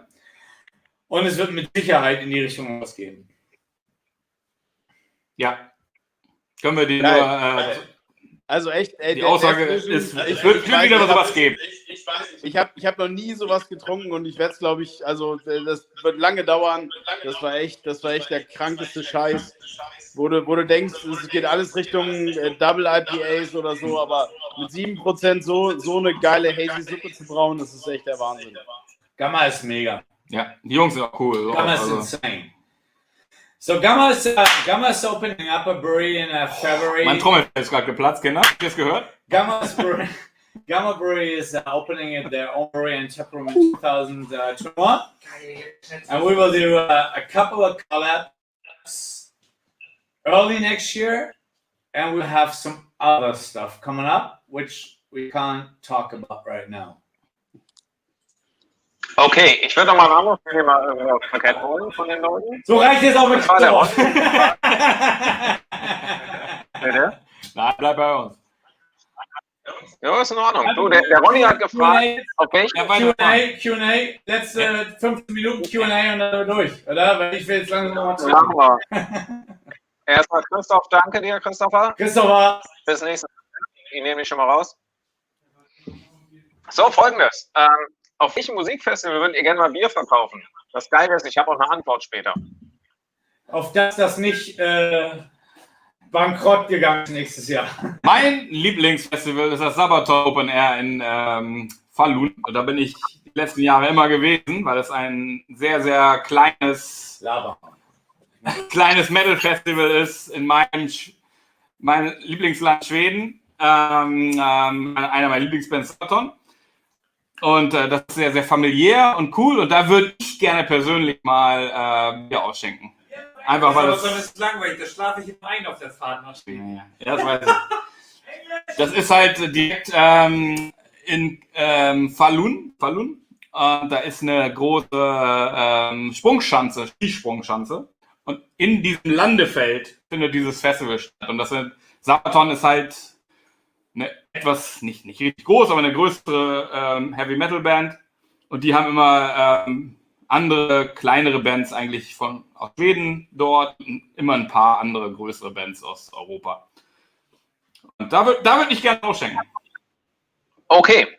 Wir hätten nämlich sonst den Frank, der hat im Angebot, dass ihr auf dem Punk in Drublic Festival euer Bier verkauft. Das ist ein Punk Festival, wo es irgendwie NoFX als Headliner gibt, Pennywise, Lagwagon. Ja, das ist Olli Style. Da würde Olli wahrscheinlich dann ausschenken. Ja. Wo ist das Ganze? Also, Frank, schick mal eine E-Mail an olli@sundeathbrewing.de. Genau. Olli hat Bock drauf, Ricky anscheinend auch. Ich bin immer dabei. Also, ich bin nicht so der Punk-Typ, ich bin der Metal-Typ.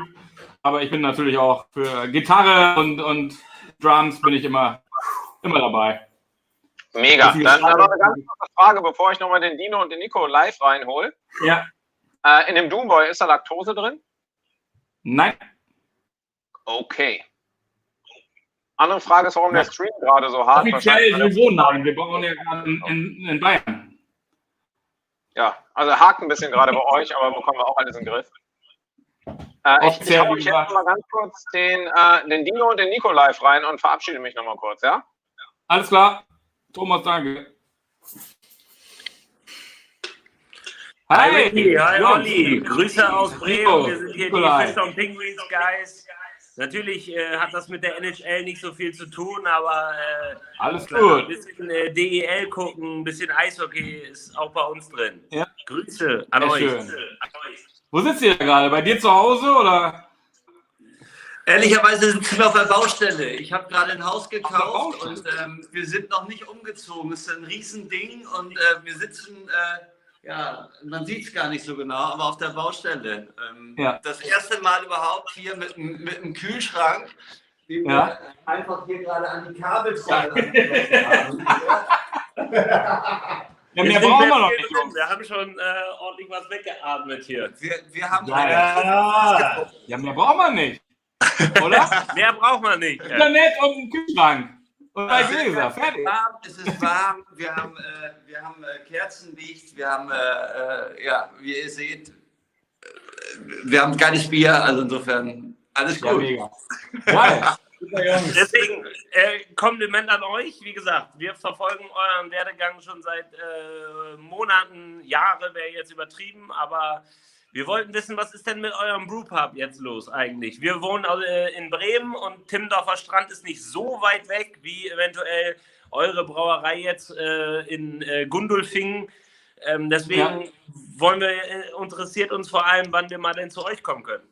Ja, also Ricky. Ja, das wird leider noch ein bisschen dauern. Also wir haben, wie gesagt, sind ja Gypsy-Brauer und haben vorher hier bei uns in der Nähe einer kleinen Brauerei gebraut und zusätzlich in Gundelfingen, weil es immer mehr wurde. Die mit Brauerei hier in unserer Region hat es leider ein Ende gefunden, weil die könnten Dosen abfüllen. Von daher haben wir alles jetzt in Süddeutschland im Moment. Und wir selber haben nur ein Lager und ein Büro hier oben im Norden. Und natürlich wollen wir auch endlich ausschenken in einer eigenen Brauerei und einen eigenen Brewpub. Und das wird wahrscheinlich, hoffentlich, im nächsten Jahr wird es das irgendwann Ende des nächsten Jahres, Anfang 2022 wird es da was geben. Also wir sind in Verhandlungen, wie gesagt, Olli hat ja schon gesagt, 99,9% eigentlich schon dabei. Und dann gibt es eine Brauerei in Lübeck, das kann ich jetzt schon mal so sagen. Und dann könnt ihr uns da besuchen und da trinken und essen und mit uns zusammen einheben. Ganz einfach. Aber es dauert noch ein bisschen, leider. Wir haben vorhin etwas diskutiert und zwar, es ging einfach um diesen aktuellen Hype, dass man sagt, man bestellt ja von allen diesen Untapped Hype. Wir haben es eben gerade diskutiert, dass man irgendwie immer nur jedes Bier muss man einmal getrunken haben, man bestellt jedes Bier einmal und so weiter. Wie geht man mit der Brauerei damit um? Weil das ist ja natürlich irgendwie auch so, okay, ich verkaufe jedes Bier nur einmal, ich muss also irgendwie eine ganze Menge verteilen.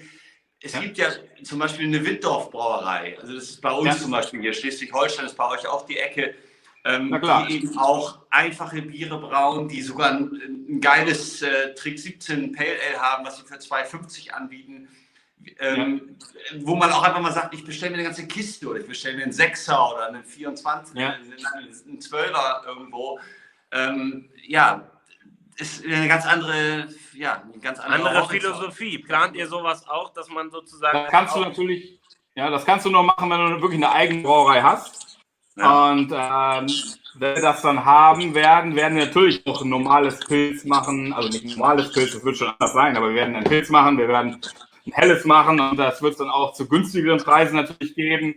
Nur im Moment ist es halt so, als Whisky-Brauer muss halt das Zeug schnell aus dem Lager wieder rauskriegen. Und dann ist es natürlich, dass das Double Dry Hop IPA, Double IPA, Triple IPA schneller weggeht als ein Pilzer Lager. Das kriegst du im Ausland halt gar nicht verkauft. Das ist einfach so. Deshalb müssen wir im Moment, oder wir mögen es natürlich auch gerne, aber wir müssen es auch IPAs brauen, ohne Ende, um das zu verkaufen. Mit einer eigenen Brauerei hast du halt viel mehr Spielraum. Dann kannst du auch mal dunkle Biere machen, experimentieren und das wird es dann auch geben, gar keine Frage.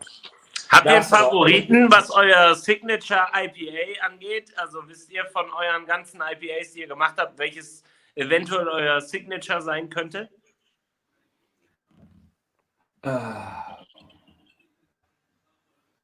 Also der Wolfman, wie gesagt, ist einer meiner Favoriten immer gewesen. Der ist Pizza oder Pizza Triple, ein großer Favorit von mir. Der Zombie war unser Weg uns bekannt zu machen. Das ist auch nach wie vor immer noch ein Bier, was ich immer wieder gerne habe. Ja, dann unser klassisches Steven Seagal 2.0, sage ich mal. Die erste Version, die zweite Version könnte zum Core-Bier werden. So vom Style her.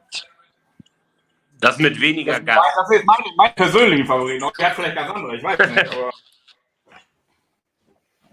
ja, aber da auch nochmal, ne? Ich meine, Trick 17, Wolkenschieber, was Wittorf macht, ist schon auch für den Preis-Leistung krass, oder? Ja, super geil. Ja. Die haben auch. Wir waren bei den Jungs ja gerade letzte Woche. Ja. Alles super. Die machen ihr Ding und machen es doch gut. Und das kannst du auch nur mit einer eigenen Brauerei machen. Also, das ist einfach das Entscheidende. Ne? Wir haben viel mehr Kosten, was das angeht, zu brauen. Das ist einfach, müssen wir jeden Flug eigentlich den Braumeister wieder neu bezahlen und alles. Du kannst dann halt nicht so viel experimentieren. Das muss halt alles immer, du musst das Ding verkaufen. Du kannst nicht irgendwie erlauben, was zu machen, was du nicht verkaufst. Oder was zu lange liegt. Das kannst du dann nur in der eigenen Brauerei machen. Wenn du die Lagertanks, du das Bier halt liegen lassen kannst, auch länger mal sagen, ich muss nicht jetzt alles abfüllen oder so. Bei uns muss das nach 4-5 Wochen raus, dann müssen wir es verkaufen, dann muss es auch eigentlich wieder weg sein. Wobei die Jungs, ich habe die besucht auch, die sagen ja auch, also die kommen gar nicht hinterher mit dem Brauen. Ne? Die haben viel zu tun, immer, durchgehend. Klar. Ja. Und wenn du einen Anlaufpunkt hast in der eigenen Brauerei, kommen die Leute auch hin und trinken dort. Und klar, jetzt Corona-mäßig ist für die Jungs auch hart, gar keine Frage.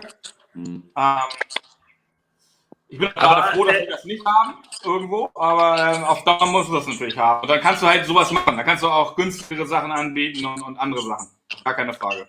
Okay, aber ich halte fest, 2021 kommen wir nach Lübeck. Ja. Sehr gut. 21, 22. Auch wenn wir sagen müssen, wir haben auch eine Vergangenheit mit Amerika, wir sind eher dem Hip-Hop zugewandt, ne? Der Rap-Musik, anders als ihr. Trotzdem lieben wir euer Bier. Ja. Vielen Dank, Jungs. Ich mag aber die alten Sachen auch richtig gerne. Ne? Also ist auch so Hip-Hop. Vielleicht kommt er irgendwann mal ein Tupac oder ein Biggie-Bier raus und nicht nur... So Wu-Tang-Clan und sowas. Ja, Wu-Tang-Bier, wäre hässlich. Der alte Wu-Tang-Scheiß ist genau mein Ding.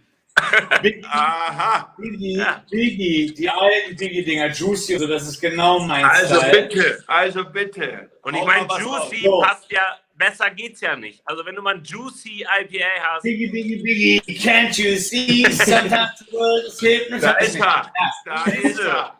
Dann kaufen wir uns auch ein T-Shirt. Wir sind hier die Einzigen in eurem Chat, die nicht so ein T-Shirt haben, weil wir auf diese Hardrock-Scheiße nicht so stehen. Aber wenn ihr ein Biggie-Shirt macht, sind wir sofort dabei. So sieht's aus. Wir reden hier über Hip-Hop und das Geist. Danke, was für Ciao. Viel Spaß. Jungs, schön, dass ihr da wart. Kommt uns besuchen, wenn wir dabei sind. So, ja, ich hatte von nicht so guten Sound. Da habt ihr ja gerade den Markt gesehen, ne? Hier, mein Kumpel, wir wohnen noch hier im selben Haus, er wohnt oben, wir wohnen unten. Habt ihr ein Haus gesehen? Ja. Ein cooles Haus, voll mit Fanartikeln und Bieren, ne? Das Quake, es gibt nur eins. Oder? Gibt es mehr als eins? Wir gießen so einen Quake ein jetzt hier. Guck mal, da seht ihr, da hinter mir seht ihr, ne? Da geht jetzt ein Kühl. Warte mal. Nee. Da ist er. Ja? So. Am Kühlschrank. Sehr geil. Ja. Ich finde, jeder sollte so einen hauseigenen Bierholer. Ja, das sollte jeder haben. Ja, und wo ist unser? Einer ist da hinten irgendwo. Hallo, Bierholer! Hallo! Olaf, ja. Hallo! Bin durstig! Das Quake, das Grüne. Ja, komm. Kannst du mal bitte. Komm, hierher. Achso, ich soll euch vom Brookie grüßen. Das ist unser Bierholer. Ja, unverschämt ist ja, dass ich sogar oben bei den Markt bin. Was hat der für ein komisches Glas danach? Was ist das? Das ist du hast doch ein halbes Glas da. Du nuckelst doch sowieso noch an dem Glas. So wie du da bist. Oh Mann, ey. Wir wollen noch einen Creep.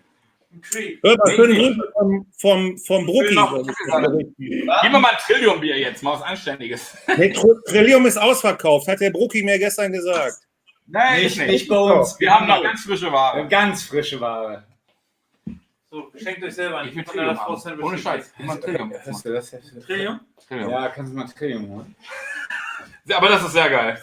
Und immer noch gut, also wirklich. Space mir das immer noch geil, dass ich an Quake hebe. Trillium war in 3 Sekunden ausverkauft. Ja, wenn ihr aber das jetzt aufmacht, dann wir haben es ja nicht von Drückbier oder von Bier und Bier. Wir haben es ja direkt. Das gab es da auch gar nicht. Sehr geil, sehr geil. Ich bin ein bisschen neidisch. Obwohl ich habe ja Sudden Death, ne? Aber Trillium wäre auch... Aber Trillium ist wirklich geil. Also wirklich, wirklich geil. Und wenn du einmal die Chance hast, da rüber zu fliegen, geh da hin in das Restaurant und isst da was und trink da, es ist wirklich mega geil. Ich habe im Delirium-Café in Köln mal den Vertrieb von Sierra Nevada kennengelernt bei einem Tap-Takeover. Der Brand, den kennt ihr wahrscheinlich auch, ne? Ja. Ich nicht. Cooler Typ, muss ich sagen. Kennt ihr den? Den Namen habe ich mal gehört, aber ich weiß nicht, ob ich ihn persönlich kenne. Er hat zu mir gesagt, der war komplett, also ich kam erst ziemlich spät, ne? Da waren alle Giveaways schon weg, aber er hatte noch so ein paar Zauberkästchen. Okay. Hat gesagt so, okay, für dich, hier, nimm das noch, hier ein Täschchen, ein Kronkorken, ein Bieröffner und so weiter.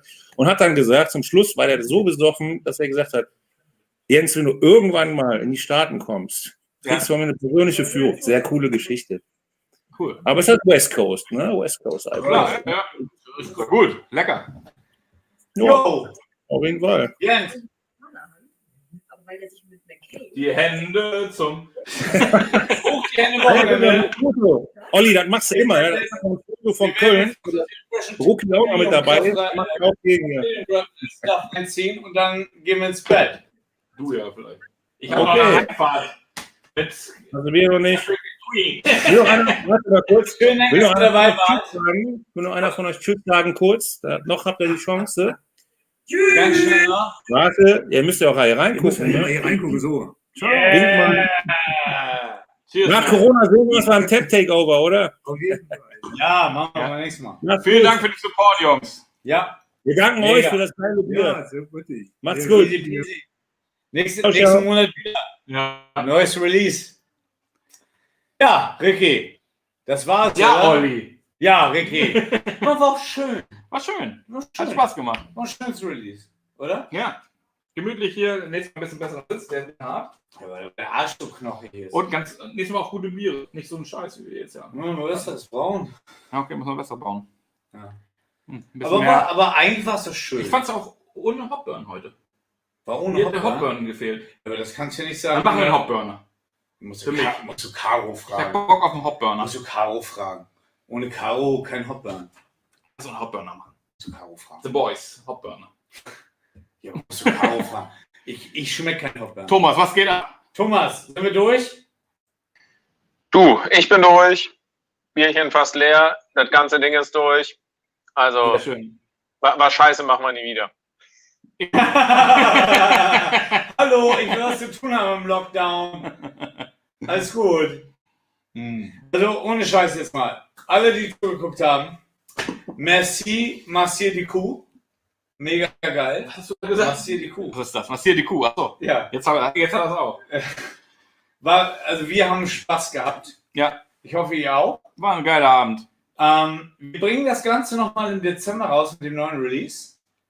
Kleinere Version mit weniger Bier. Gar nicht mal kleiner. Eben nicht, wegen den ganzen Collabs.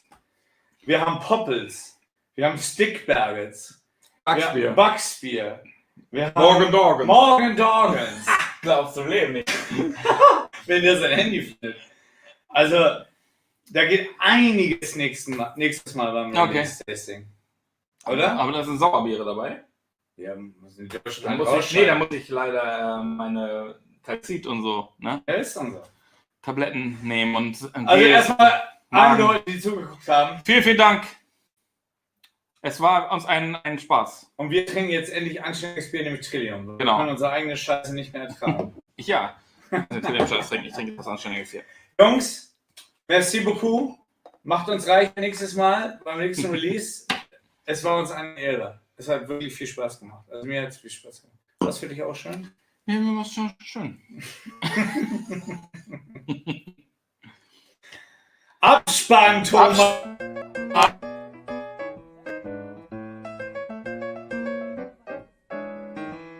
No one to talk to, all by myself.